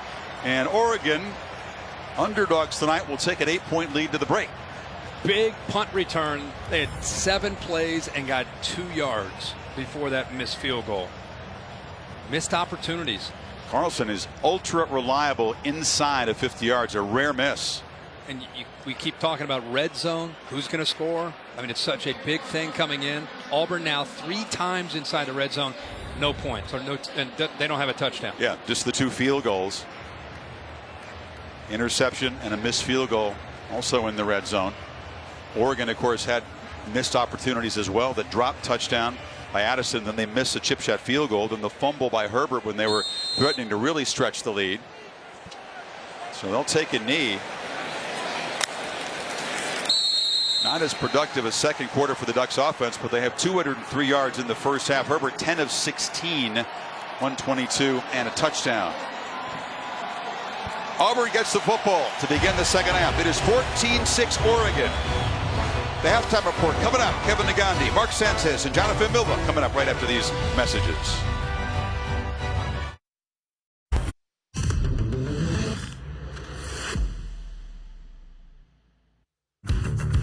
Tonight in Texas, Week 1's Showcase Showdown. Got the Tigers and the Ducks just going down on the 50-yard line. We got all the makings of a Saturday night. Jump ball up for a touchdown. We got all Tigers have it. Saturday night. Scoot and almost score.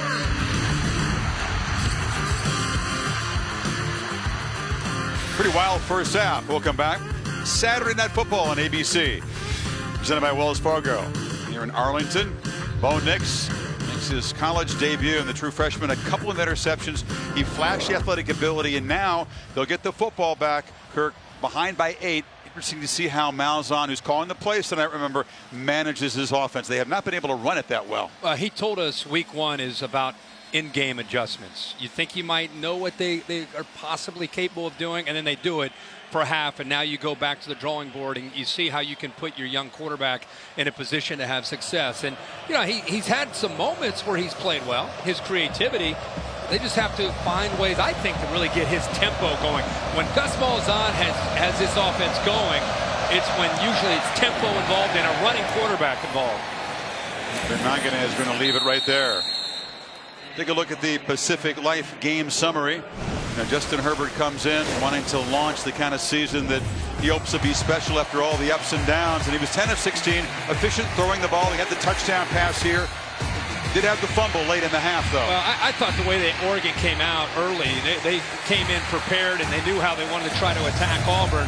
The other thing that we really didn't talk about much this week was the other side of the ball, the Oregon defense and how they were going to try to attack a true freshman quarterback. Give the first half to Andy Avalos, the new defensive coordinator coming over from Boise State, a lot of credit for the plan, at least for the first 30 minutes. Sugar huddle by the Tigers to start the second half. Let's see how much tempo they'll run after Nix was able to settle in for a half and a whistle before the first snap of the half. Delay of game. Ouch. Offense. 5-yard penalty. Oh boy. It's first down. Try to get cute with that huddle close to the line and trick the Ducks defense. Well, again, it's Week 1. I mean, we saw it a lot in Week 0, you and I, with Miami. Oh, yes, we did. And even Week 1, we've had games on since Thursday night, and that's part of the things that coaches stay up at night late trying to figure out how to avoid in Week 1. The mental errors are what drive you crazy. It's not how they ideally wanted to start this second half, getting the ball. Yep, behind the sticks, Shivers is behind the quarterback. He's got the football running to the right. Ducks string it out, jam it up for no gain. Maria? Well, Chris, Gus Malzahn told his team at halftime that that's the worst that they could possibly play in all 3 phases of the game. Now, as freshman quarterback, he told him to settle down and that the way that he plans on helping him is to establish the run early. He said Bo is still going to make big plays, so he just needs him to settle down and focus on making those when they come up. And Maria, I think part of establishing the run includes the quarterback, the zone read, the quarterback power. Running that quarterback, I think, can really get them going. Malzahn gives him an F in all 3 phases in the first half. Kubi, nowhere to go. They're trying that right side, and the Ducks I don't know if they've caught Auburn off guard. They are stout up front. They're not easy to move at all. Well, Faliu, 99, is having an incredible game for Oregon. Big defensive lineman, 6'3", 295 pounds here on his third down and long will check out. But he has had his way disrupting this Auburn offense and trying to be able to get penetration. At 295, he's able to do that. Nix 2 for his last 9. The completions were for negative yardage at the end of the half. This is a straight run. Looks up the field, and he just got tripped up as he was escaping the pocket. He'll get back near the original line of scrimmage, but it's a 3 and out. Lamar Winston made the tackle. For me, I'm watching this game for a half in another series. I don't think Oregon's secondary and Andy Avalos fears the passing game right now. I just think that they're thinking, you know what? Let's make Bo Nix beat us throwing the football. And if he can do it as a freshman, so be it. We're taking everybody and we're coming downhill and we're taking this running game away, and let's make Nix beat us. There's Andy Avalos right there. Holland, who had the electric tightrope return down the far sideline in the first half, which eventually didn't produce points with the turnover. He's back at his own 30. The man from Melbourne, Sippos, boots it away. It's a nice one. Going to drive him back to the 26. Tigers coverage team lets him escape again. Javon Holland, another nice return. He's out near midfield, and that's not going to make Malzahn feel any better about the special teams. Yeah, a couple of the Gunners just ran right by him. Let's go back to Justin Herbert. Remember we talked about pressure versus no pressure. Here early in this game, he's able to hit an over route to Johnny Johnson to set up the early touchdown for Oregon. And here one of the few times that he held onto the ball and Kevin Steele's defense actually got to him. So there haven't been many moments where he hadn't just thrown the ball out quickly. You can see just 2 passes where he's felt pressure and the 14 passes where he's not had that pressure. One of the things I would put an asterisk next to is Oregon's done a good job of not holding on to the ball too long with Herbert and getting the ball out quickly. 21-yard return by Holland, who's having a night. He also has a pick at safety. Sets up Herbert, who takes a downfield shot. But breaking off the route there was the freshman Delgado. That just looks like a miscommunication there. I'm not real sure the freshman Delgado even saw the ball. Usually when you got a 4th-year senior quarterback who started for 4 years and a true freshman playing this first game, and there's a miscommunication, from up here you tend to go with the quarterback. Well, you always do anyway. Oh, yeah. Herbert rolling, looking across, and delivers a dart, and it's a diving catch for a first down by Johnny Johnson, who's been dangerous tonight. This gives you an idea of the arm strength. We talked about how physical he is, 6'6", 237. Watch this. Gets his body turned right at the last second, and on the run, able to throw that football on a line about 35 yards, and he throws it exactly where Johnny Johnson can make a play on it, not the defender.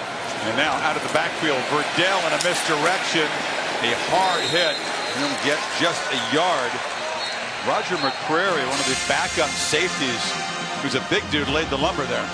Also, the guy that was about to lay the lumber was Marlon Davidson. How about him? Big defensive end, 280 pounds per Dell going out. Looked like maybe with a stinger on his left shoulder. Watch Davidson. It's a big defensive end. Chasing a really fast running back. Almost is able to catch up to him. Good to see that he's not limping. He was hampered in the first half. Play action, a low throw. Breland makes the catch. He's muscled out of bounds short of the marker. It'll be 3rd down and 4. Capo on the tackle. Verdell, such a big part of this offense. You can see that left arm up in the shoulder. Remember, it's an offense that's already without 4 or 5 receivers. Juwan Johnson, the Penn State grad transfer, was a late scratch tonight. On the run, again, far side, delivers a strike, and it's Spencer Webb. Big fella who went up and caught a touchdown in the first half. He's got a first down. He's starting to settle in as a young guy. Really well-designed play, very simple concept. Little cross route where you had man-to-man, and you're going to use that outside receiver almost as just a screen or cut off of him, and there's soft coverage not able to take him. With this, Kirk, another back is down. Just a play after C.J. Verdell goes out of the game. Travis Dye is having his leg looked at. Looks like a cramp on his right calf. It's indoors, which does sometimes lead to cramping. Opening game. Prepare for it, train for it, run all those sprints, and then you hydrate for the last 48 hours. But I think we'll see some cramping in the second half, which is inevitable. This beautiful stadium.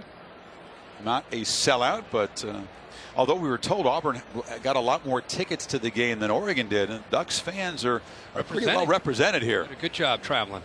Goodyear blimp zooming overhead, providing our aerial coverage. The best part of every kickoff. Here's the drive that comes next. Go further with Goodyear, more driven.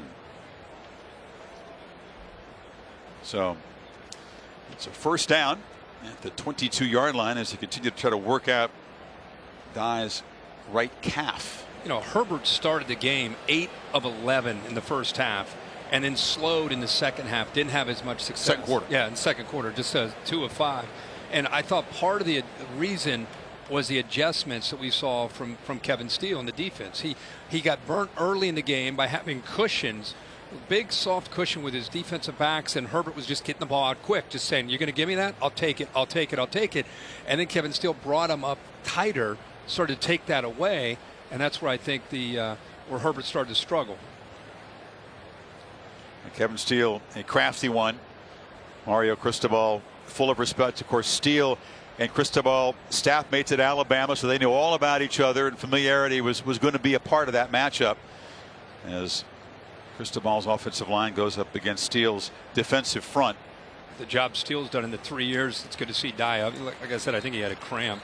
3 years that he's been there. In 16, he gave up 17 a game. 2 years ago, 18 a game. Last year, 19 a game. Think of that. Yep. The era of spread and tempo. It's pretty good. Yeah, the year before he got there, Auburn was giving up 26 a game. That was 54th in the country. So now with Dye off the field, you see Verdell's shoulder being treated. As you see what we're talking about here, improvement in the Tigers defense. But they've had their hands full tonight. Head spinning at times. A first down, and Darren Felix, the sophomore, number 22, is in the backfield. He's got the football. He may need to step up if the top 2 guys can't come back. He's 2nd and 9. Felix from Fort Myers, Florida. Ducks true freshman recruiting class, one of the top 10 of the country. Cristobal backing it up. The early returns for the 2020 recruiting class, very highly ranked as well. They're starting to put a roster together in Eugene. Herbert steps up, had to work hard to hold on to the football as big Derek Brown makes one of his impact plays. He ended up making it, but not after a pretty good job of pass protection by Dallas Warmack, who was working on him one-on-one. He did a nice job for plenty of time. It was just coverage downfield. Maybe the second or third time we've seen Herbert hold on to the ball, and the defensive line, the beneficiary of just good coverage downfield. See if Steele gets exotic here on 3rd and 8. On the last third down, there was a cushion. This time, see if they're a little tighter this time in coverage. Got an inexperienced back in there. He steps up. Herbert delivers into traffic, and the catch is made by Johnson for a 1st and goal. You've seen the arm strength. How about the accuracy? Yeah, nice job of having patience, like you said.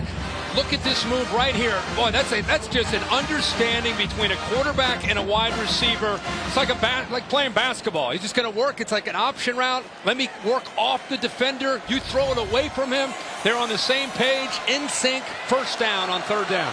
Johnson's been the top guy tonight. Targeted 5 times, made 5 catches. Felix tries to bounce it, get the end zone, and he does. And the Ducks stretch the lead as the 3rd team tailback makes a touchdown.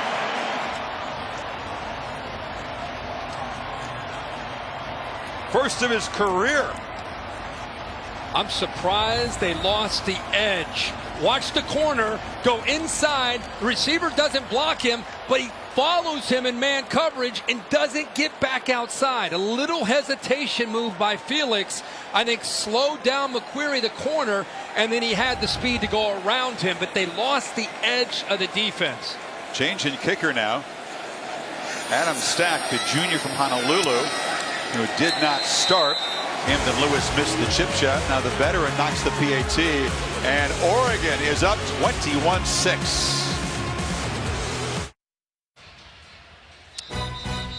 We'll take this whole big circus to Louisville. See the Fighting Irish and the Cardinals over on ESPN Labor Day night. Showcase game for Brian Kelly's preseason top 10 team at 8 o'clock Eastern time. Well, Oregon gets a 3-and-out on defense, another nice punt return, and a 53-yard, 9-play touchdown drive. Touchdown run around the edge by Darren Felix, and now Bo Nix in this offense finds himself in a hole, Kurt, and a lot more urgency than there was even a few minutes ago. This is a big series coming up for Bo Nix.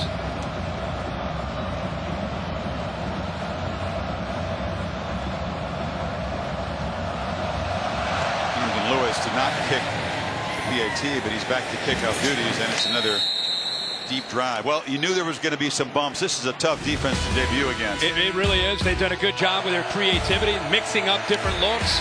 And Bo Nix, I think, at times has had to feel like he's had to try to make things happen. And that's exactly what Oregon wants. They want to confuse his eyes, make him want to get out of the pocket before maybe he even needs to feel that pressure. But there has been a lot of pressure. And I think one of the things that Gus Malzahn said, we need to be good around him. Well, I think right now the skill at receiver and running back needs to step their game up, and we can't just put it all on a true freshman making his first start. Who's going to help? Big series. A lot of action in front. There's just nothing there, and as you said, they don't seem to be respecting the downfield passing. It's crowded at the line of scrimmage. Yeah, and here's a look at some of the true freshmen we've seen. Hank Bachmeier, I am a huge fan of. That young man at Boise State. Jaden Daniels at Arizona State had a great start with a win. How about Sam Howell, the win that they had in Charlotte today? He's a true freshman. True freshman. Now here's a look at him. These guys enroll early, so they go through spring ball. It's a different game today than showing up in August. We're trying to find a high-handed tailback to have that deep rotation. This is Cam Martin back in his home state. Comes from Port Arthur, plowing straight ahead. It's going to set up third down. Boobie Whitlow has been contained. He's got just 32 yards on his 10 rushes. Cam Martin trying to see what he can do right now.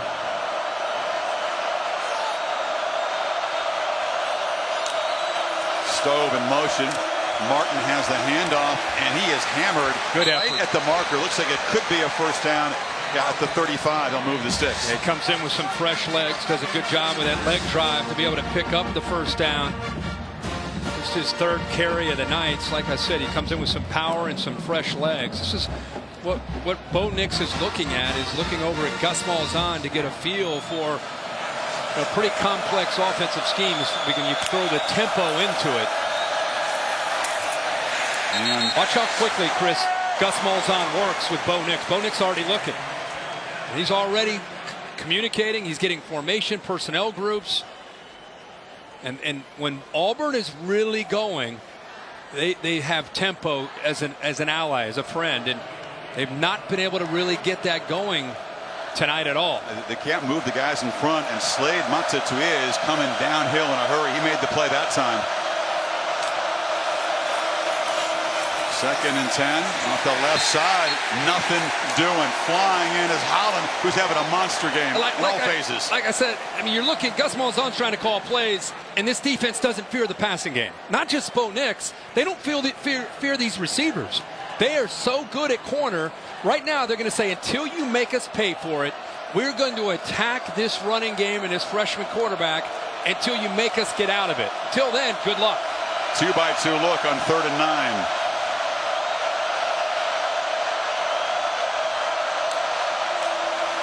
Ducks don't bring the blitz. Nix has time and delivers a long throw, incomplete. Auburn bench crying for a flag on Graham. Eli Stove, the receiver, but here comes the punt team again. Ball hit the ground by the time there was contact there by Graham. Good no call. And how about that throw, by the way, on 3rd down and long for a young freshman? Left hash, throwing that all the way to the right sideline on 3rd down. So even when he has time to make a throw, they're making him make the tough throw on 3rd down. Sippos may consider punting this one in the seats. They have not been able to get down and cover Jamon Holland, who's back deep. 2 huge returns. It's another punt that's going to be returnable. And he's going to make a last-second fair catch, and he got bumped after the fair catch. No flag. And the Ducks back to work from their 20 midway 3rd quarter. The College Football Playoff lives on ESPN. Saturday Night Football, presented by Wells Fargo on ABC, is brought to you by Audi and American Express. Don't do business without it. Don't live life without it. Supposed to be a shootout. Remember, 2 high-scoring offenses. Touchdowns were hard to come by in that championship game. Bo Nix actually watched that game as Cam Newton and the Tigers took down the Ducks. Now he is the man trying to lead Auburn to a comeback. But first, this defense has to get a stop getting the football back. Growing up around this program, again, his dad, quarterback in the 90s, his high school coach, Herbert, bust, and throws the ball away. It is finally ruled incomplete. There was no whistle for a while. Britt and McClain pressured him. Yeah, they came from the left out here. Kind of a little bit of a delay. They both come right from behind each other. Actually, Britt comes in from the middle. He's the one that's able to get around the back. They're talking about whether it's going to be intentional grounding. Exactly right. It was contact. I couldn't tell. That flag's down. The quarterback, while in the pocket and under duress, threw the ball where there was no receiver. Therefore, intentional grounding. Offense number 10. Loss of down at the spot of the foul. It's second down. I think 33 feels that he was right there. Chris, you go ahead with Cyrus. Habibi Likio? Yeah. He felt that he was there. I mean, Herbert's just trying to get rid of the ball, but he is pretty close. If they'd thrown it a little bit just at his feet, it'd right, be okay. Right. So second. I think it was the 20. Desperation of it maybe that got the attention of the official. Habibi Likio is still in the game, and he's got the football. And he's more of a power back than a speed back. He's able to get back about 4 yards. Yeah, very long. Habibi Likio, different kind of back than Dye and Bertel. Again, it's KJ Britt, one of those new linebackers who's played well tonight. Yeah, he's got great speed. I think Oregon has to be careful with their play calling. Backed up deep in their own territory. 3rd down and long. 3rd and 16, up 21-6. 6 minutes to go in the 3rd. Yeah, Tigers are thinking takeaway right here. They rush 4. Herbert has time. Steps up. Pump fakes. Long way to go to the marker, and he'll be dropped down way short by Britt. And they'll punt from the 21. So the intentional grounding penalty really stalls the drive before it gets going. He started the pump fake to Johnny Johnson on a crossing route. He actually, if he threw it, he had it for a first down, but the defense did a good job of forcing him out of the pocket. Maimons punted well tonight. All 3 have gone for 50+. The Tigers have not really come after him. They've been a very good punt block team over the years. Blocked 3 last year. And they peel back. And it's a low boot. Tut on the sidelines. They'll be knocked out. Auburn will get nice field position. 5:31 in the 3rd quarter. The lead for Oregon is still 15. There's the harbor everybody wants. Playoff championship trophy presented by Dr. Pepper. Pac-12, by the way, it's a 15-year drought of national championships. That's the longest of any Power 5 conference. They have just the 1 playoff win. And that was, of course, by the Ducks, the first one ever played against Florida State. Folks who won the trophy a year ago in 2 of the last 3 years, the Clemson Tigers against Texas A&M. And then in prime time on ABC, LSU and Texas in Austin. Maybe Professor Matthew McConaughey will pay a visit to you guys down there. He's teaching a class. I saw. All right, a little more urgency with every possession for Auburn. Once again, the Ducks are just crowding the line. I mean, it is just going to be difficult to do anything unless they can stretch the field, Kirk. Yeah, and you know, one thing Gus Malzahn is doing a very good job of is he's got a true freshman quarterback, and he's doing a good job of teaching, just getting him on the sideline. Every series is a teachable moment within this offense and the defense that he's seeing, and I think Gus showing very good patience. Second down carry for Whitlow, who is very patient himself and makes something out of nothing. It's a first down in Oregon territory. Boy, what an effort here. He was actually down, and he just did not stop. Watch this. I mean, he runs this off to the right. It looks like he's down right there. Instead, kind of pushes off, looks back to the left, finds a little bit of a crease, and all of that is able to get the first down. Booby's the guy that scored the game-winning touchdown the last 7 minutes of last year's opener against Washington. Now around the edge, it's Stowe has a blocker in the clear. Eli Stowe down the sideline, a sprint that he's knocked out inside the 10, and the Tigers are threatening again. See, there's Auburn. First down, sugar huddle, get the ball on the perimeter with a jet sweep. Got a couple linemen around there to be able to pick up a nice block. Nye, the big tight end at 270 pounds. Good job of leading it and getting the ball on the perimeter, out on the edge. There it is again. Confusion on the edge. Ducks, and it's a touchdown to Stowe. They were not lined up, and they were not ready. And Auburn finally finds the end zone. Chris, you're dead on. There are guys running on the field. There's guys running off the field. The tempo finally caught them. We keep waiting for when was it going to come, and they put together a drive where they get that typical Gus Malzahn offense rolling, and Oregon, for the first time all night, had their heads spinning a little bit and sitting back on their heels. And Nix with the first touchdown pass of his career. 58-yard drive in 4 plays. Desperately needed, and they did it quickly to cut into the lead. It's now 8. Look at the chaos here. You've got Auburn lining up. They're ready to go. Look at Dye running off. Well, they don't see the receiver. He's up here by himself, and then late, you see a late adjustment by Thomas Graham, who finally looked out there and saw him. And how about the awareness by Bo Nix? He just aborted the play, threw it out there. Great heads-up play by the freshman quarterback to quickly get the ball snapped and throw it to give Stowe a chance to make a play on the football. Graham is usually a very sure tackler, but again, the confusion. And finally Gus says, boom, that's Auburn football. That's Auburn. That's Gus Malzahn and Auburn right there. And they score so quickly, they feel they're never really out of a game. 4 plays, 58 yards, 1 minute and 11 seconds off the clock, and got it to 21-13. That was Eli Stowe's drive, the 36-yard run, then his first career touchdown reception. He made some impact plays in 2017 and again ripped up his knee and ACL last spring. So that is sweet for him to finally work his way back. Those long days in rehab, you can have some very dark times as a speed guy. Yep. Trying to recover from ACL, but he's back and contributing. And we were waiting to see who was going to step up to take some of the pressure off of Bo Nix. And on that series, Chris, it was Eli Stowe. Auburn faithful finally reason to stand up and make noise. Now for Oregon, suddenly it's a 1-score game, but things don't seem so secure. Aerial coverage provided by Goodyear from end zone to end zone. Goodyear, more driven. Now the last few series, Auburn has played very, very good defense.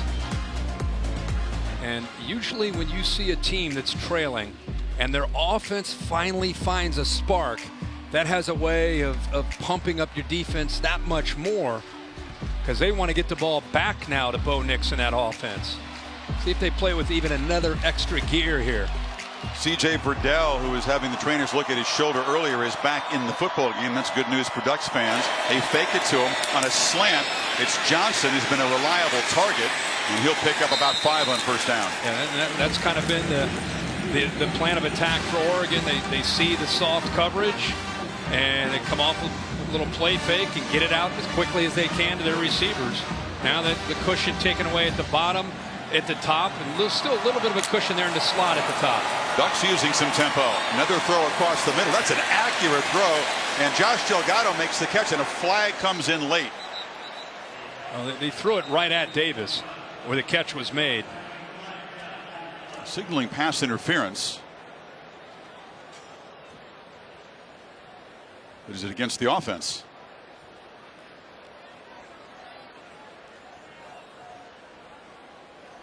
I think he grabbed a hold of him when he was running his route. I don't think it's on the offense at all. Still trying to figure things out over here. The play moved the ball to the 39 for a first down. Matter if you take the penalty. Pass interference, defense number 13. The penalty is declined. Result of the play, first down.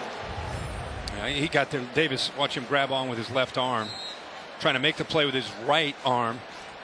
With the left arm or left hand is grabbing on to the receiver. Delgano's first career catch. Freshman out of Carson. See a real good look at it there. Herbert, some high percentage throws, but he's made his last 7.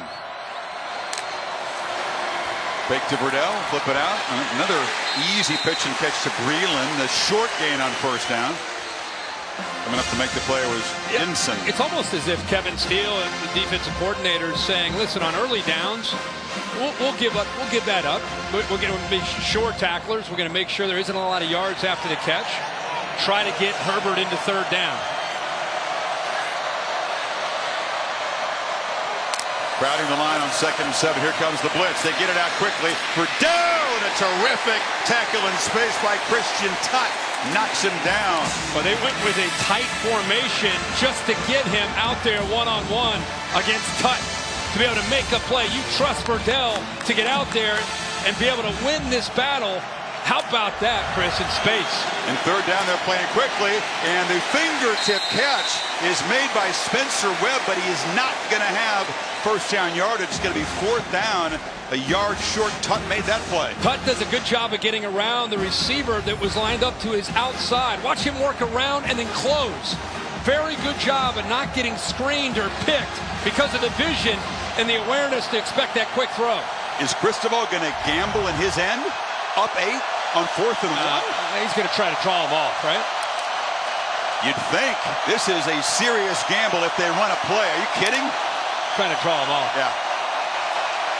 That's what you'd expect. I mean, your defense, for the most part, has been playing pretty well. And you also have all seniors on the Auburn defensive line. I don't think they're going to go for the old 4th and 1 in your own territory with an 8-point lead.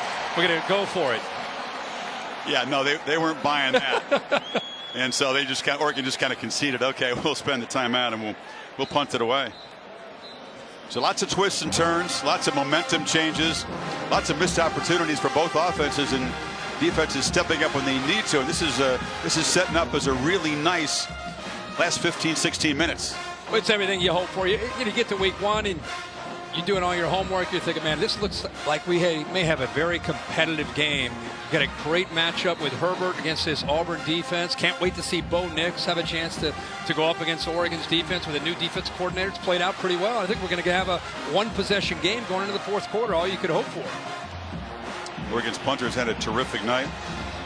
Ramon has boomed some deep ones. Now we'll try to pin Auburn back near the goal line. Tutt standing at his 10.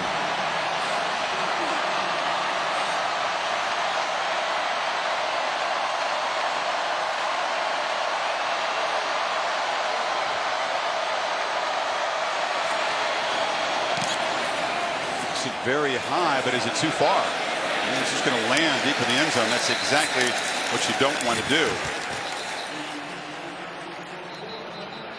This week's college football rankings brought to you by Chick-fil-A. This is the AP poll. We'll see Oklahoma and Jalen Hurts debut tomorrow against Houston. Ohio State, I don't know if their fans are totally satisfied with the win over Florida Atlantic. Not completely convincing. Michigan finally pulling away now from Middle Tennessee. Yeah, we see Notre Dame. You and I will be calling that game in Louisville. Looking forward to that on Monday night. Texas off to a big lead early against Texas or Louisiana Tech. The momentum and the energy inside the stadium feels different after the touchdown. Defense forced another punt. Auburn a big opportunity here under 2 minutes to go in the 3rd quarter. Whitlow picks his way. I would say the Auburn offense would be satisfied with their production. He's still fighting hard for yards on first down. Maria?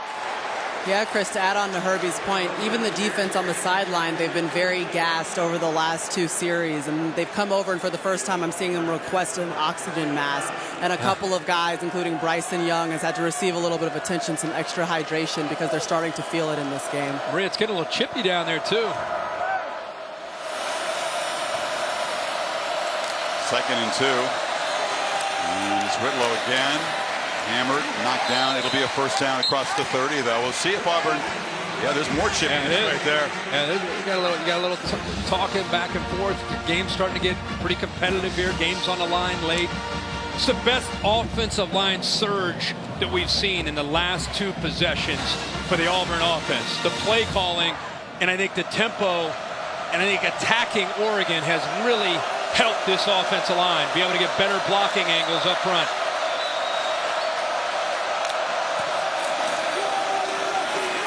Whitlow works his way through heavy traffic, and they're just staying way ahead of the count. That's another 7-yard gain on first down. Yeah, Winogo, Harrell, Kim, Horton, and Driscoll, those 5 senior starters up front for Auburn. Yeah, and blocking angles in this offense so important. And if guys are going to slant and angle one way, the back has to be patient and allow the offensive line to figure that out and then navigate his way through. And that's right now what we're seeing from Whitlow.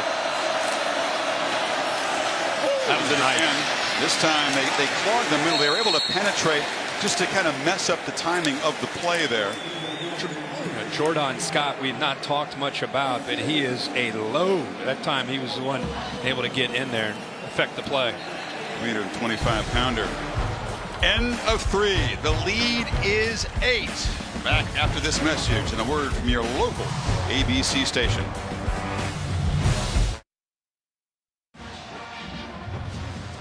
Teams traded touchdowns in the third quarter. We begin the final period. Auburn trying to extend the drive with a 3rd and 2. Ducks up by 8. It's an enormous fourth quarter for both teams. I think particularly, though, for Oregon, Kirk. Oh, yeah. And we'll talk about that as their defense tries to get a stop. Whitlow is the back. They fake it to him on the end around. Ducks are ready for the jet sweep that time. And it's a tackle for loss. Funa, the freshman, stays home on a 3rd down play. How about that? We've been talking about true freshmen in skill positions. That time, back here on the backside, he does exactly what he's expected to do. You never know with Auburn. They've been having success between the tackles with the patience of Whitlow. They fake that. They come back the other way. And there's the freshman on the outside waiting for him. Great play. On cue, Kirk, the defense makes a needed play. It's a program trying to get their swagger back on a national level. The bubble burst after the 2016 season. Fair catch signaled. 3 different coaches in the last 3 years. They get rare chances to take their cuts at a big team out of conference. Now they have the lead entering the fourth quarter. All-State bus with Curtis piloting it here in Arlington. Mayhem on opening Saturday. What's your mayhem moment? Boy, I thought it might be Boise State and Florida State, but the mayhem moment is Georgia State. They were 2-10 last year in the Sun Belt, taking on Tennessee, and about them going into Knoxville. Sean Elliott able to get a win 38-30. They were driving the ball 9 plays, 10 plays. They were 26-point underdog. Great win there. Congratulations, Georgia State. Now the Ducks get the football back. The offense has been stymied lately by Kevin Steele's defense. And it's a first down run. And Verdell knifes forward for just about 3. Considering the way he came off about 2 or 3 series where he was noticeably in a lot of pain, it looked like in his left shoulder, he has come back from that looking as if he's unfazed, still running hard. He's the bell cow. He's the guy, despite his size at 5'9", 210. He's got to carry the load. He's the go-to man for the Ducks in the backfield. Maria reporting how gassed the Oregon defense looked lately. Offense could use a little march here. Take some pressure off the defense, but right away with the incompletion, it's going to be 3rd and long. Webb the intended target.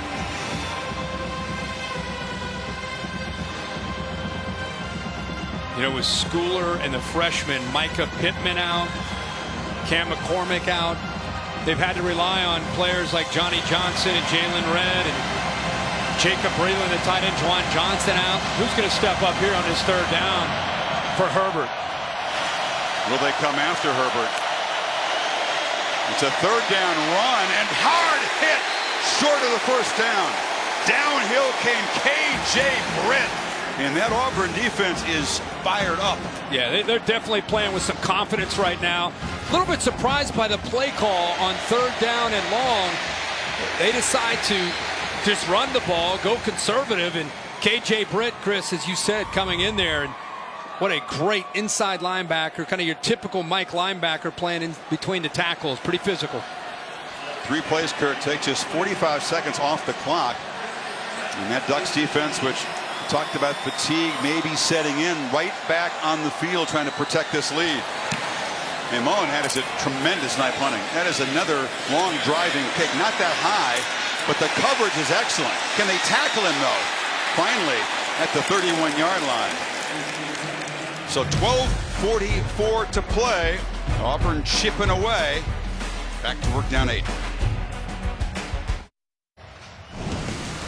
Pacific Life game summary. This quarterback comparison, you got a veteran and a rookie.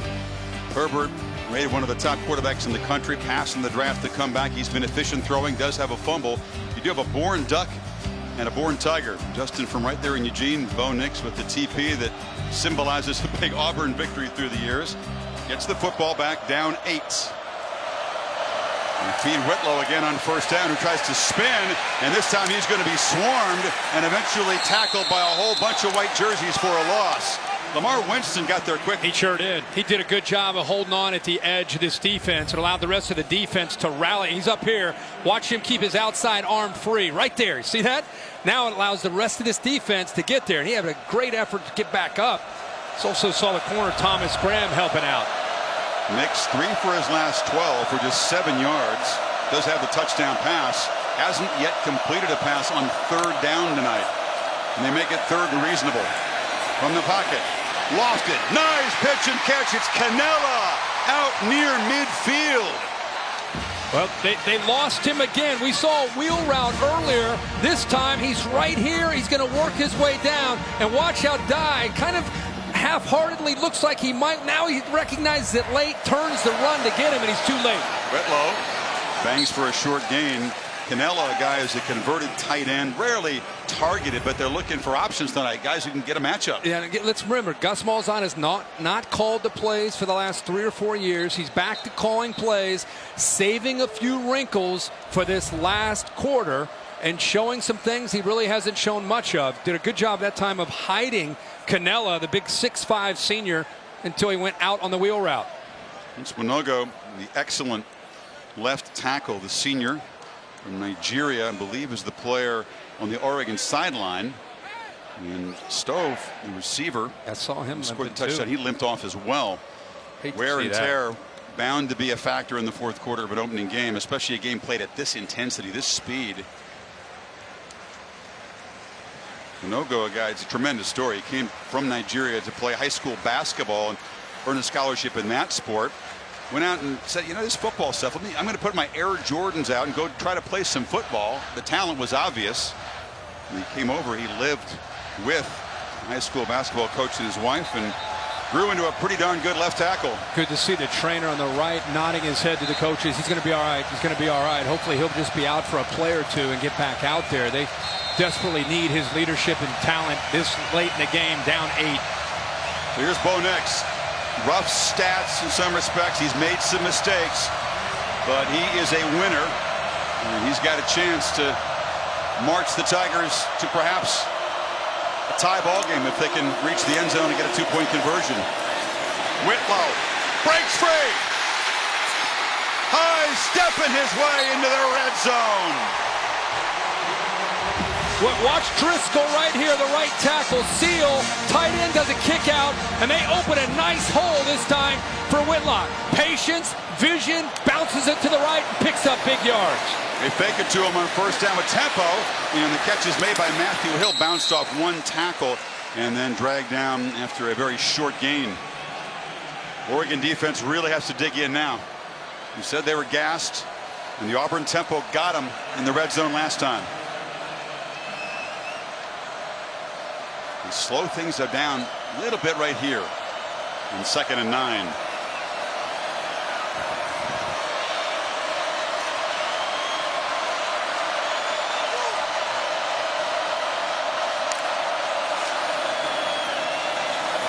Booby bangs ahead down inside the 10. He's near the marker. Will be spotted just short for a third down. Boy, he is running with such confidence. Caleb Kim, the center, nice job of getting a push there. And these linemen now are starting to consistently get up to the second level to the linebackers who early in this game were fighting downhill. And right now, they're not quite as sure or as confident. It's letting those linemen get up to that second level and pick up some big blocks. Platoon subs for Oregon. They run in about 4 fresh bodies.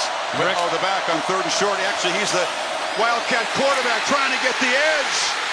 And he'll be knocked down short of the goal line by Graham, but it's 1st and goal. But I tell you, the more I'm watching him tonight, the more I'm really starting to fall in love with his running style. Oh, man, hate to see him go down. He has had such a great second half.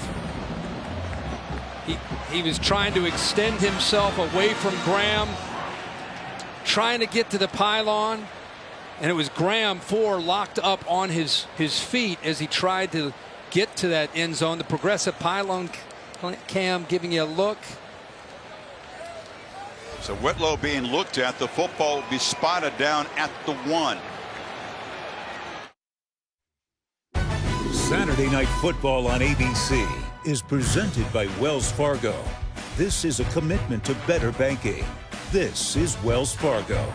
And in part by Pacific Life, 150 years strong. Protection and retirement solutions for your future. Whitlow kind of slowly trudged to the sidelines, his arm around one of the athletic trainers.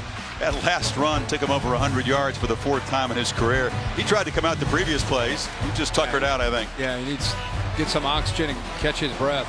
Joey Gatewood, the redshirt freshman, had minimal mop-up duty last year. Is a big, strong dude, 233, 6'5", in at quarterback now. Great runner. Offensive linemen are lined up in the backfield. This is just a dive for the end zone. Did he get there? Yes! And the Tigers get within 2. It's a nice job for Joey Gatewood. Comes in, 6'5", we're down at the 1-yard line. Try to extend yourself over the goal line. One play.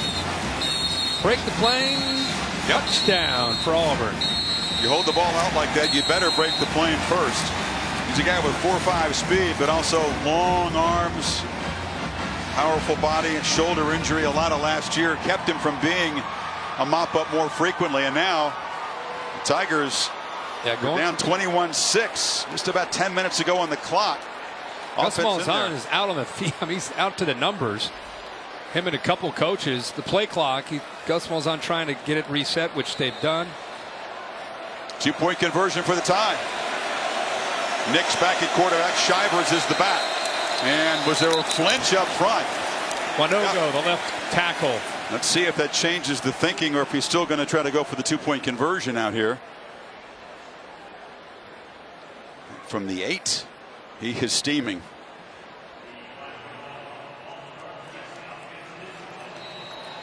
It's a 69-yard drive in 8 plays, less than 3 minutes. And instead of a potential game-tying 2-point conversion, they're going to send out the kicker. He's frustrated with those linemen. Auburn, by the way, trying to convert a PAT for the 276th consecutive time. They're chasing the FBS record held by Florida State. It's a high snap, and a good job getting it down by Sage Ledbetter, the holder.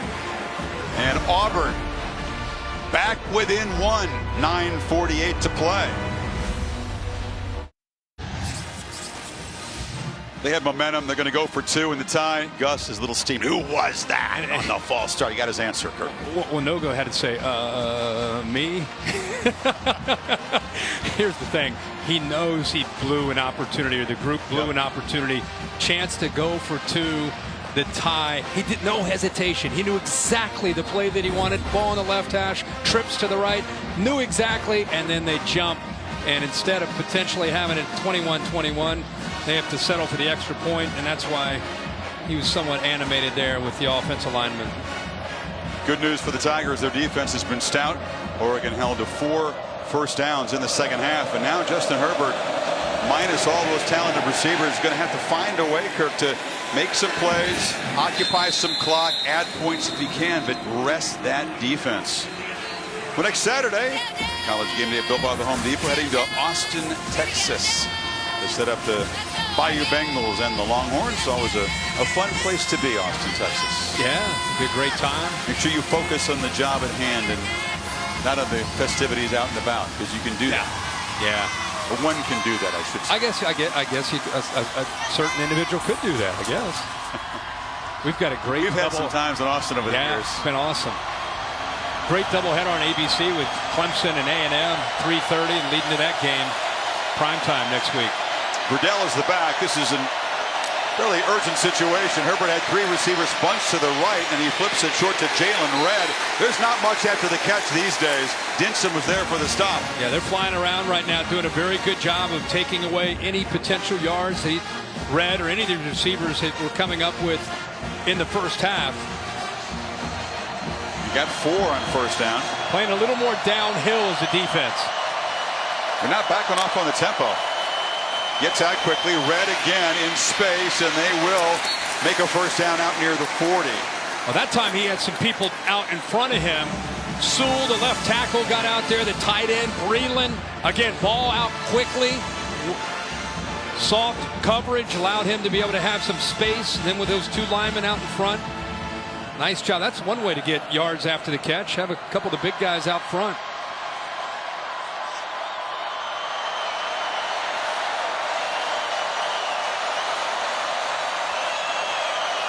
And there's some movement along the line. Jake Hansen, the center. Offense, number 75. 5-yard penalty. It's first down. They said 75. It's Dallas Warmack, the Alabama transfer, brother of Chance. Yeah, there's a slight flinch. Yeah.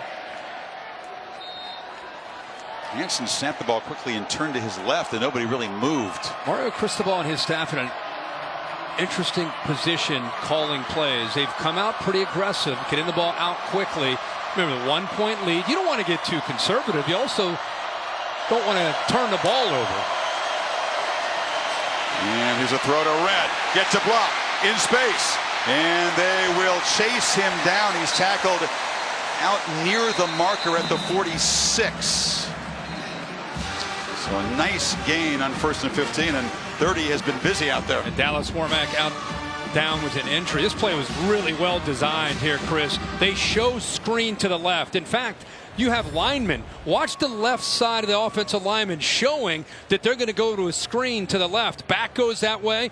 You get the defense all going over here, and then you end up coming back the other way. Well-designed play to hit that crease in the Auburn defense. We're looking at Warmack. We'll take a timeout. 8:16 to play. To 2nd and 1. All 3 plays on this drive.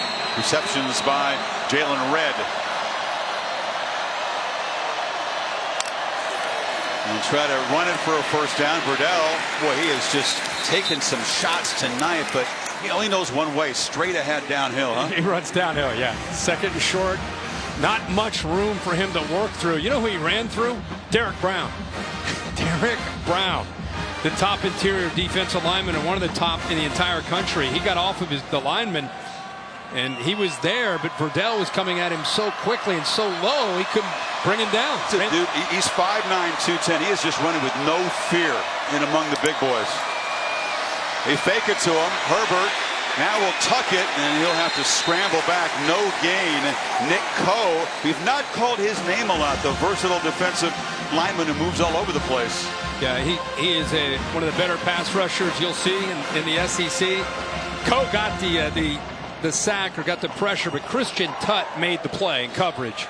Once again, Auburn in coverage, forcing Herbert to hold on to the football and then allowing the defensive lineman, in this case Coe, to get home. In 2nd and 10, Verdell looks over the middle, and again they target an underneath receiver, Johnny Johnson, sure-handed. Davis tackles him. It'll be 3rd and 5 now at the 45. With Oregon, they're just trying to eat clock, try to move the ball. At the very least, they're flipping the field here. If they're not able to get this first down, they're able to try to pin Auburn back. See if they use a lot of the play clock. They can take it down about 6:20. They can get a first down. It would be huge for their cause.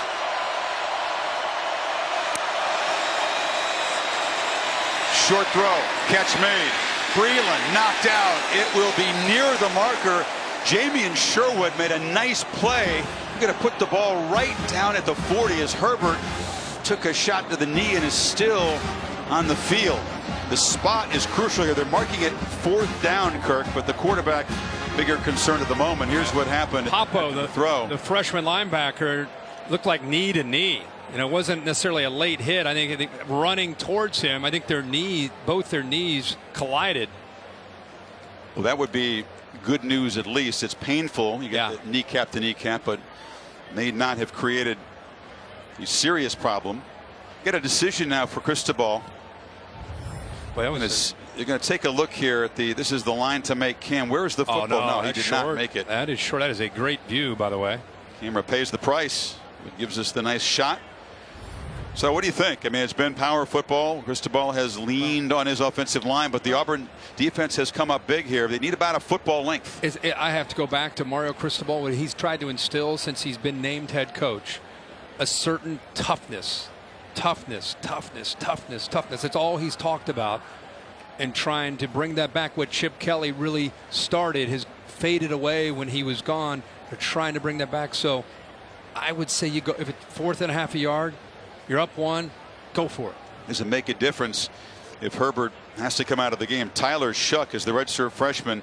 He played a few games as a mop-up quarterback last year, was able to preserve the redshirt season. You have to look at the knee-to-knee contact. Yeah, just it's that right knee. That's one of those that hurts. I mean, that's not necessarily one of those that you're concerned about him and being able to play again. It's more of just enduring the pain.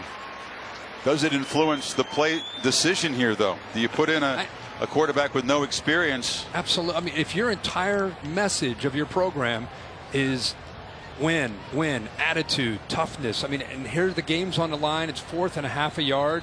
You've got number 7 back there who's had a great night. You got an offensive line that's had some confidence, being able to win at the line of scrimmage.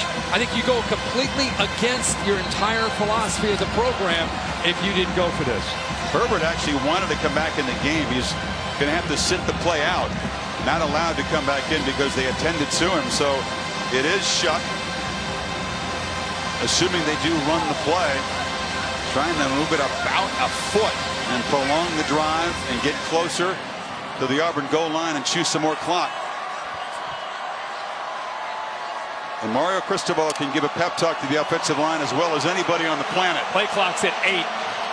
They're definitely going to call a timeout. Yeah, they're going to have to spend a timeout here. He's right next to the official.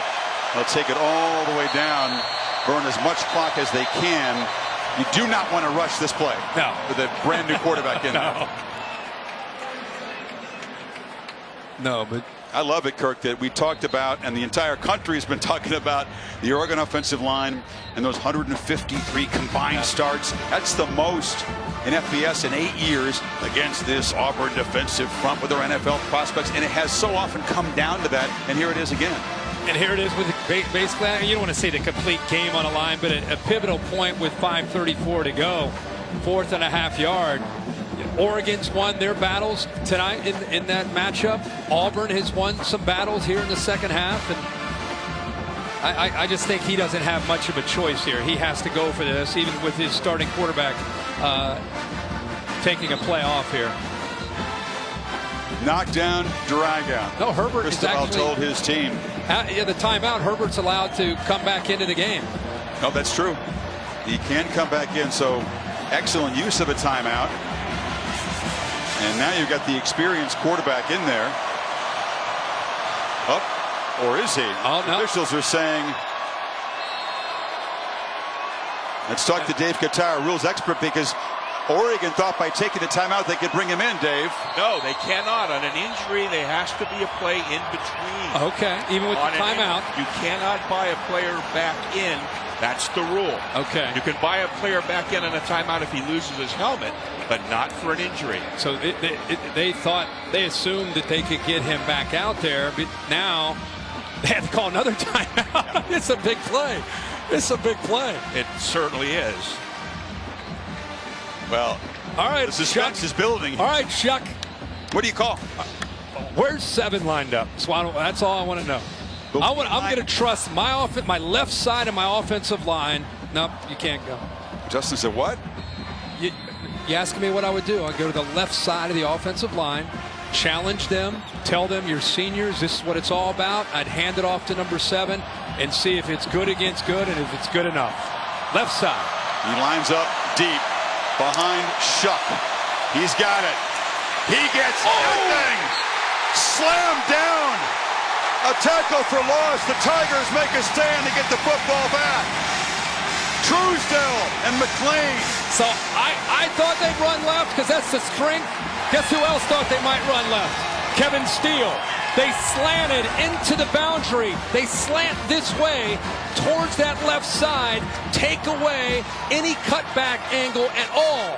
So understand the call. It's the right call by Oregon, especially with your starting quarterback out. You go to the good, you go to the left side, you go to your back.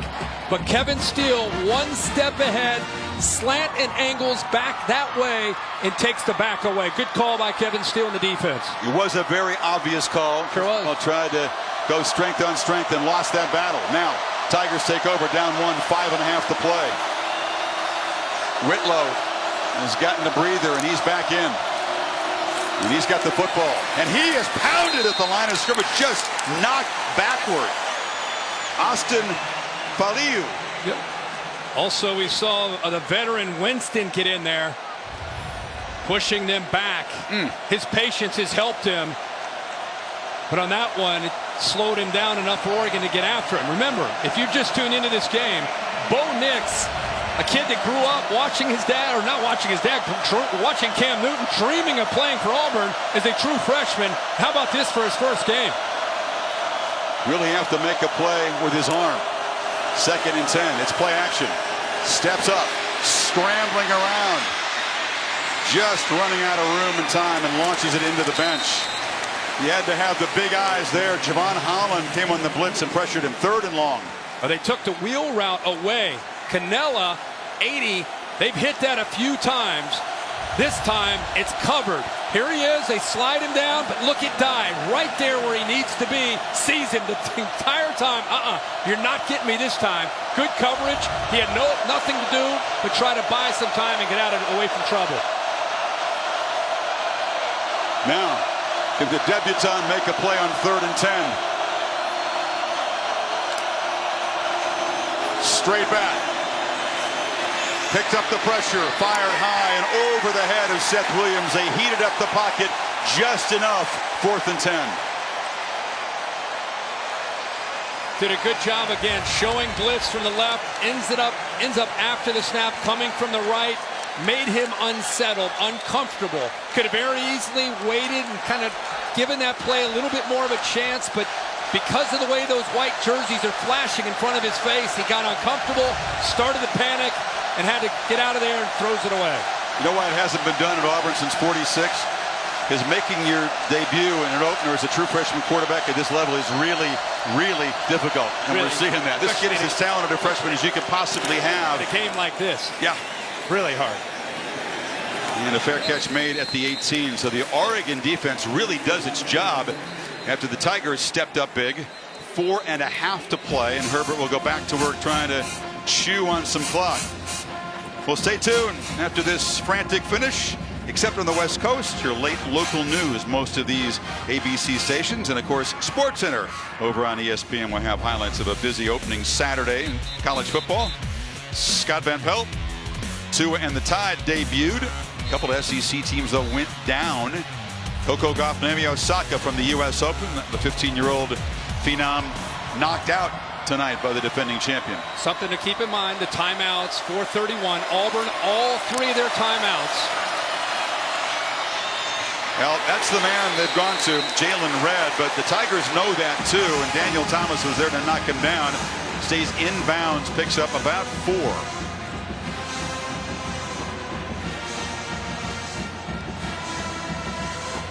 It figures to be a mix of high percentage throws and maybe C.J. Verdell run as they try to just, if nothing else, Kirk, improve field position.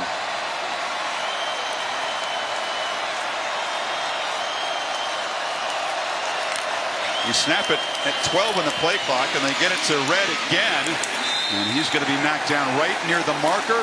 Yeah, they'll move it. It's a first down, Oregon. Yeah. I'm very surprised that at this point in the game, on early downs, that they're giving them that easy throw. I just feel that at this point they've got to try to take that away. He's not giving you a chance to get to him. The ball is out so quickly. It's an extension basically of their running game. Quick, easy throws with soft coverage. He's just finding the matchup that he wants. And if they're sitting off of him 7 or 8 yards, he's making the throw, letting him to try to do something after the catch. 9 catches for Red tonight. Verdell straight up the middle. Tests the midsection. He picks up around 3 on first down, and this will take it under 3 minutes to go. This is a battle of wills. And you're right, it's this side of the ball that everyone's talked about for the entire week.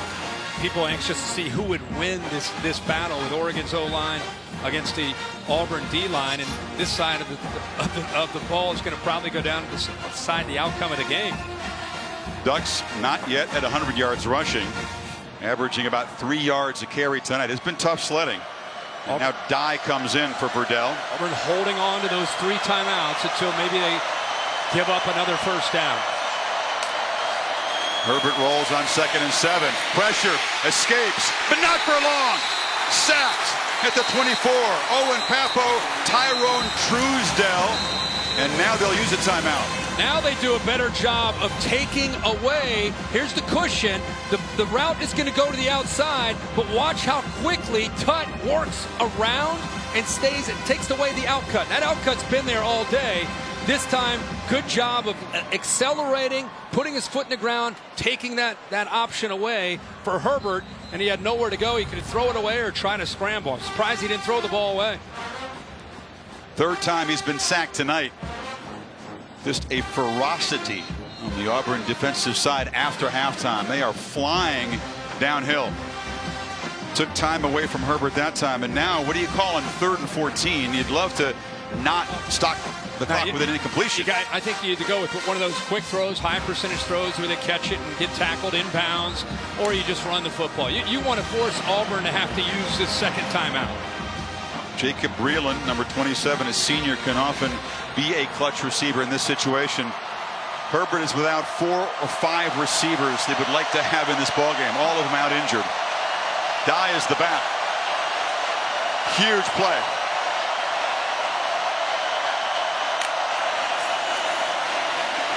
Has time, delivers, caught by Dye out of the backfield, nowhere to run. Papo, the freshman, stopped him. It's 4th down.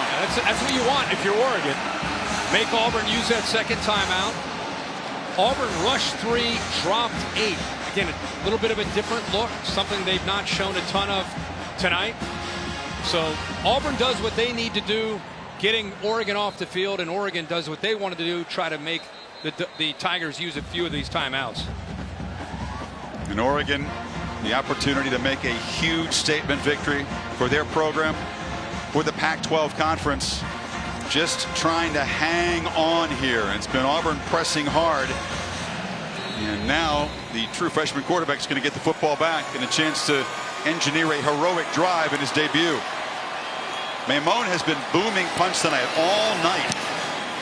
It's another long punt, not terribly high and not his best. We were there in Eugene when the place was coming unhinged a year ago, and the Ducks had a chance for a win. They led Stanford by 17. The place was going crazy. It looked like one of those nights. We've been there many times when you go to Eugene and take on Oregon. They were dominating the game. Stanford's ranked in the top 10. I think they're up at number 7, and then this happened. Yeah, the high snap, it's the scoop and score, a shock play that completely turned momentum. The Ducks never fully recovered from that. Bryce Love got loose for a touchdown, but all they had to do was take a knee a couple of times, and Verdell had the ball punched out with a minute to go. The Cardinal eventually won it in overtime. Sorry, Ducks fans, for that nightmare flashback. Can the defense make a stop this time? From the 40. Nix, near side, Seth Williams can't spin free. Remember that Anders Carlson has tremendous range as a field goal kicker. He tried 9 of them last year beyond 50, only made 2, but he's capable. If he 53, get him to 53, he's got a chance. Nix takes off, He's out near midfield. They don't need that many yards. You get a couple first downs. They're in the range to at least try their luck with Carlson, nice. Sophomore. Whitlow refreshed and still very effective here in the second half with the patience between the tackles. Third down.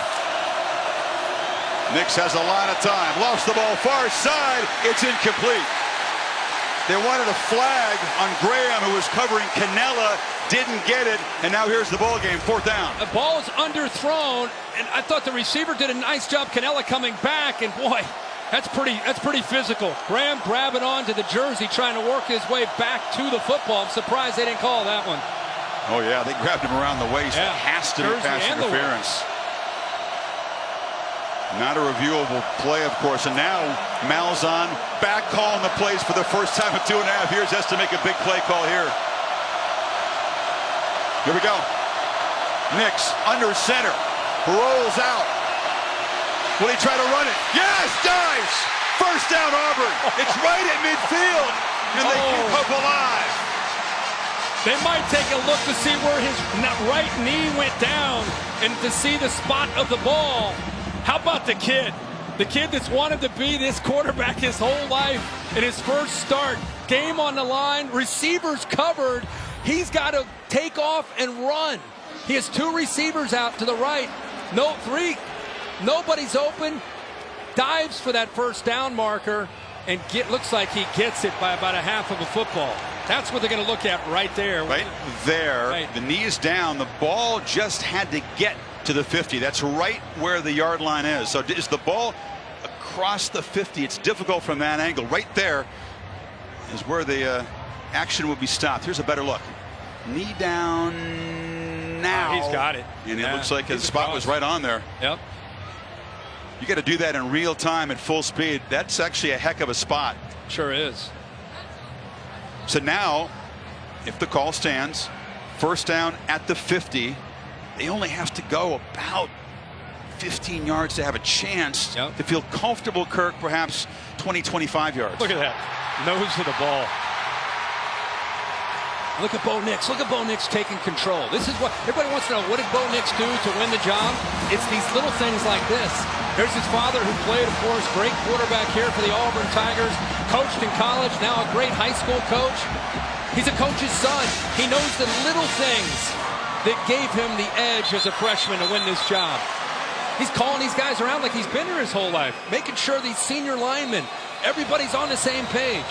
Does this feel eerily similar to the only other time these two teams have met?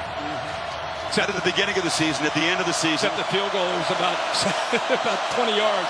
At that point, it was a 19-all game. Auburn was trying to drive for a game-winning field goal. Booby does not want to run backwards, but Oregon traps him for a loss. Bryson Young, the stud backer, makes a play, and the clock is winding down. They have 1 timeout to spare. I'm very surprised by that play call. Terrible effort over here on the right by Seth. The wide receiver, Seth Williams, 18. He just kind of let his guy come in and make the play that time. Bryson Young. They spotted it back at the 50, so 2nd and 10. Nix in traffic, delivers a strike. Stretching near the marker is Spencer Nye. You're going to call timeout. 31 seconds. Not yet in comfortable field goal range. They could give it a whirl from 58. But Spencer Nye from Houston, back in his home state, the ex-walk-on fullback, makes his first touch of the night count. Board wrap-up show with Cassidy Hubbard after the game. This is just, I know it's not identical, but it is kind of spookily like Cam Newton, the veteran quarterback. Heisman season, trying to get the Tigers down in position to kick a game-winning field goal. You look at Carlson there, 6'5", 213. And Mike Black, who's your spotter and helps us out up here, does so much great work for us. A former kicker himself, really studies these kickers. And not only does he have a career long at 53, Mike watching him in warm-up said he has the leg from 60 and in. So he's got the bloodlines too. Remember Daniel Carlson now with the Raiders? He holds the SEC all-time career scoring record. Top 5 in FBS history. So Anders carrying on the family tradition. Let's see if he gets a chance here. Remember, 3rd down, no timeouts. Clock stops. if it's an incompletion, a first down, or you get out of bounds. No sacks. No sacks for Patrick Nix. You're right. Any play where he's tackled in the field to play short of a first down creates serious urgency for Auburn. Whitlow tries to bounce it. It is a first down. It'll stop the clock momentarily at the 38. They fire the ball, kill the clock. Clock stops for the first down. Get the lineman up, fire it right into the ground to kill the clock. Indoor conditions, it's a nice carpet to kick off of, but you couldn't feel comfortable. Please reset the clock to 26 seconds. They get 2 seconds back, and every second could count. They're just going to kill this clock. Reset, huddle up, get the right play call.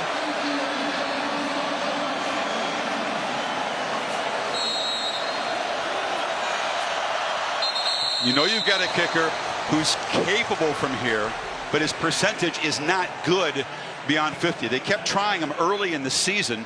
He was 2 for 9 beyond 50. That's from 56 in pregame. I mean, this just gives you an idea. I know there isn't a rush, and you've got the automatic hold there, so it's easy, but it's just the leg strength of this young man. But Auburn's saying, let's get closer. Yes. Who said it? So is Carlson. Yeah.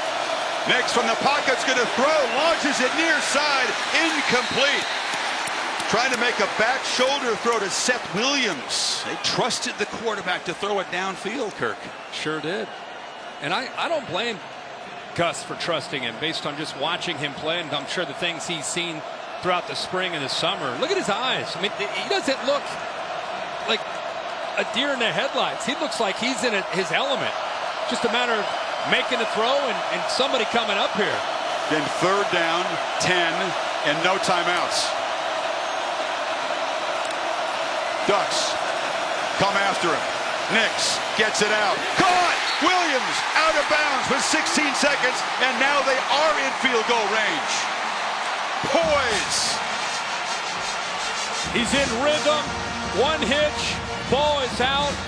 Throws it exactly where it needs to be, towards the sideline. Williams is able to get away, get separation from the defender.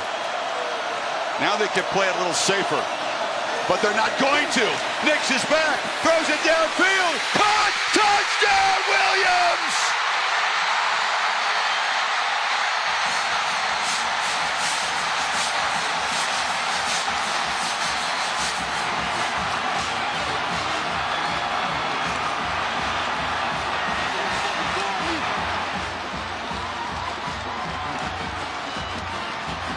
And the legend of this legacy quarterback at Auburn is born in his college debut. A touchdown pass with 9 seconds to play. I wonder. After the play, unsportsmanlike conduct for spiking the ball. Offense, number 18. That's his first. That 15-yard penalty will be assessed on the kickoff. We'll attempt to try. A 26-yard touchdown pass. Auburn leads for the first time tonight. They were down 15 late 3rd quarter. You think old Bo Nix, when he's laying in his bed as a 10 or 11-year-old dreaming of being a quarterback at Auburn, ever thought that his first start would potentially be like this? And Carlson, who had to have his mind wrapped around a game-winning field goal attempt from long distance, is instead on for a PAT. And Oregon, in an opportunity for a huge statement win, may taste heartbreak again. Wait, go back to the matchup. You just said now they can go conservative. Gus Malzahn said, nope, I trust my freshman. Underthrows it. And Seth Williams does a good job of coming back to the ball. By the way, he's kind of slow playing it. Gets in front of the safety. He has a big catch radius at 6'3". He's a big guy at 245 pounds. But the ball being underthrown allowed him to come back and undercut McQuarrie. That's why, or actually, that wasn't McQuarrie. It actually gets behind. McKinley. Yeah, McKinley gets behind Graham. Does a good job getting behind in front of McKinley and up in the air. But his big body, the ball being underthrown, and Auburn scores the go-ahead score with 9 seconds. I'm with you. You're thinking, all right, get it in the middle of the field, try to spot the ball. Dead center, Patrick Nix, a quarterback in the 90s, coached his son Bo in high school, and knows that his kid has dreamt about this forever. Gus pretty calm, like he knew the kid was going to respond, and he trusted him. That's just incredible. I mean, he made a couple ill-advised throws early in the game, bad-looking freshman mistakes, but grew up fast in the second half. Yeah, I mean, he has so many moments tonight that it's obvious. What did you say, 19, what was it, 46? 46, yep. Last time a true freshman for Auburn started. Doesn't happen very often. You're going to make a lot of mistakes, but he's just stayed in there, battled, and fought, and he's given Auburn a chance to win this game. Williams spiked the ball, cost him 15, so they have to kick off from the 20. Special teams has been a real problem. You'd think it's unlikely they're going to give the Ducks a chance to return a ball deep, right? Now they kind of scooted along the ground. Oregon out of timeouts. And striding straight up the field and making a dangerous return and still running and tackled down to the 35 with 3 seconds to go. Ducks are going to have a shot at the end zone. Davis nearly broke it. And now you're thinking, I'm looking at the score, right? Why did they go for 2, right? Why would they go for 2 to give them potentially up by a touchdown? Now you give Justin Herbert a chance to have a shot at the end zone. And you just wonder in a game like this, you knew the losing team was going to bemoan points left on the board, but the drop touchdown pass by Addison, the missed chip shot, those 3 points have been pretty precious right now. I'm still going back to why would you go for 2? What's the difference between being up by 5 or 6? Or there's no difference. I'd rather be up by 7. What if he ends up hitting this Hail Mary? So, can the veteran senior answer the heroics of the freshman on the final play? 0-0 on the clock. Herbert looking for a receiver, launches over the end zone, and Auburn survives.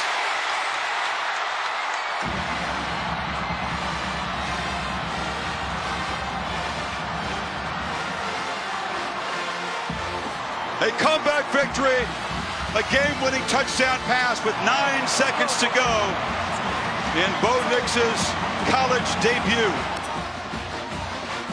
And Auburn's defense stepped up huge and gave their offense a chance to get back in this game. Wow! A chance to exhale and hear from Gus Malzahn with Maria Taylor. All right, Coach, 9 seconds left on the clock, and you call the play that allows your freshman quarterback to throw a touchdown strike. Why did you have the confidence in him? You know, we didn't play our best. You got to give them credit. They're a really good team. Came out with a hot start. We turned the ball over. We didn't play our best, but we found a way to win. Real proud of this group. And I think you'll see that team win a whole lot of games, and I think they're one of the best teams in the country. What kind of resilience was required of this team today? You know, we got a lot of character, we got a lot of guts, a lot of leadership. Halftime, it was kind of tough, but the guys just believed we were going to win the game. And our defense came up big, and of course our offense, we struggled a little bit when it mattered. Seth Williams made the play to win the game. All right, thanks for your time. Thank you. Gus gloomier than I thought he was going to be. That's a thrilling victory. He was pointing to the things they could have done better and giving credit to Oregon, but Nix makes the big play at the end, really a total team effort after a rugged first half for Auburn. Yeah, Auburn did what they needed to do defensively to give Nix and the offense a chance to win the game. This is the kind of win that can really springboard you into some momentum as you get ready for the rest of the season. For Oregon, back to the drawing board. Oh, the Tigers have a meat grinder schedule ahead, but tonight they win it with 9 seconds to go. Fresno State USC over on ESPN. Time for the Ford wrap-up. Let's go to Cassidy Hubbard. What a game. Welcome to the Ford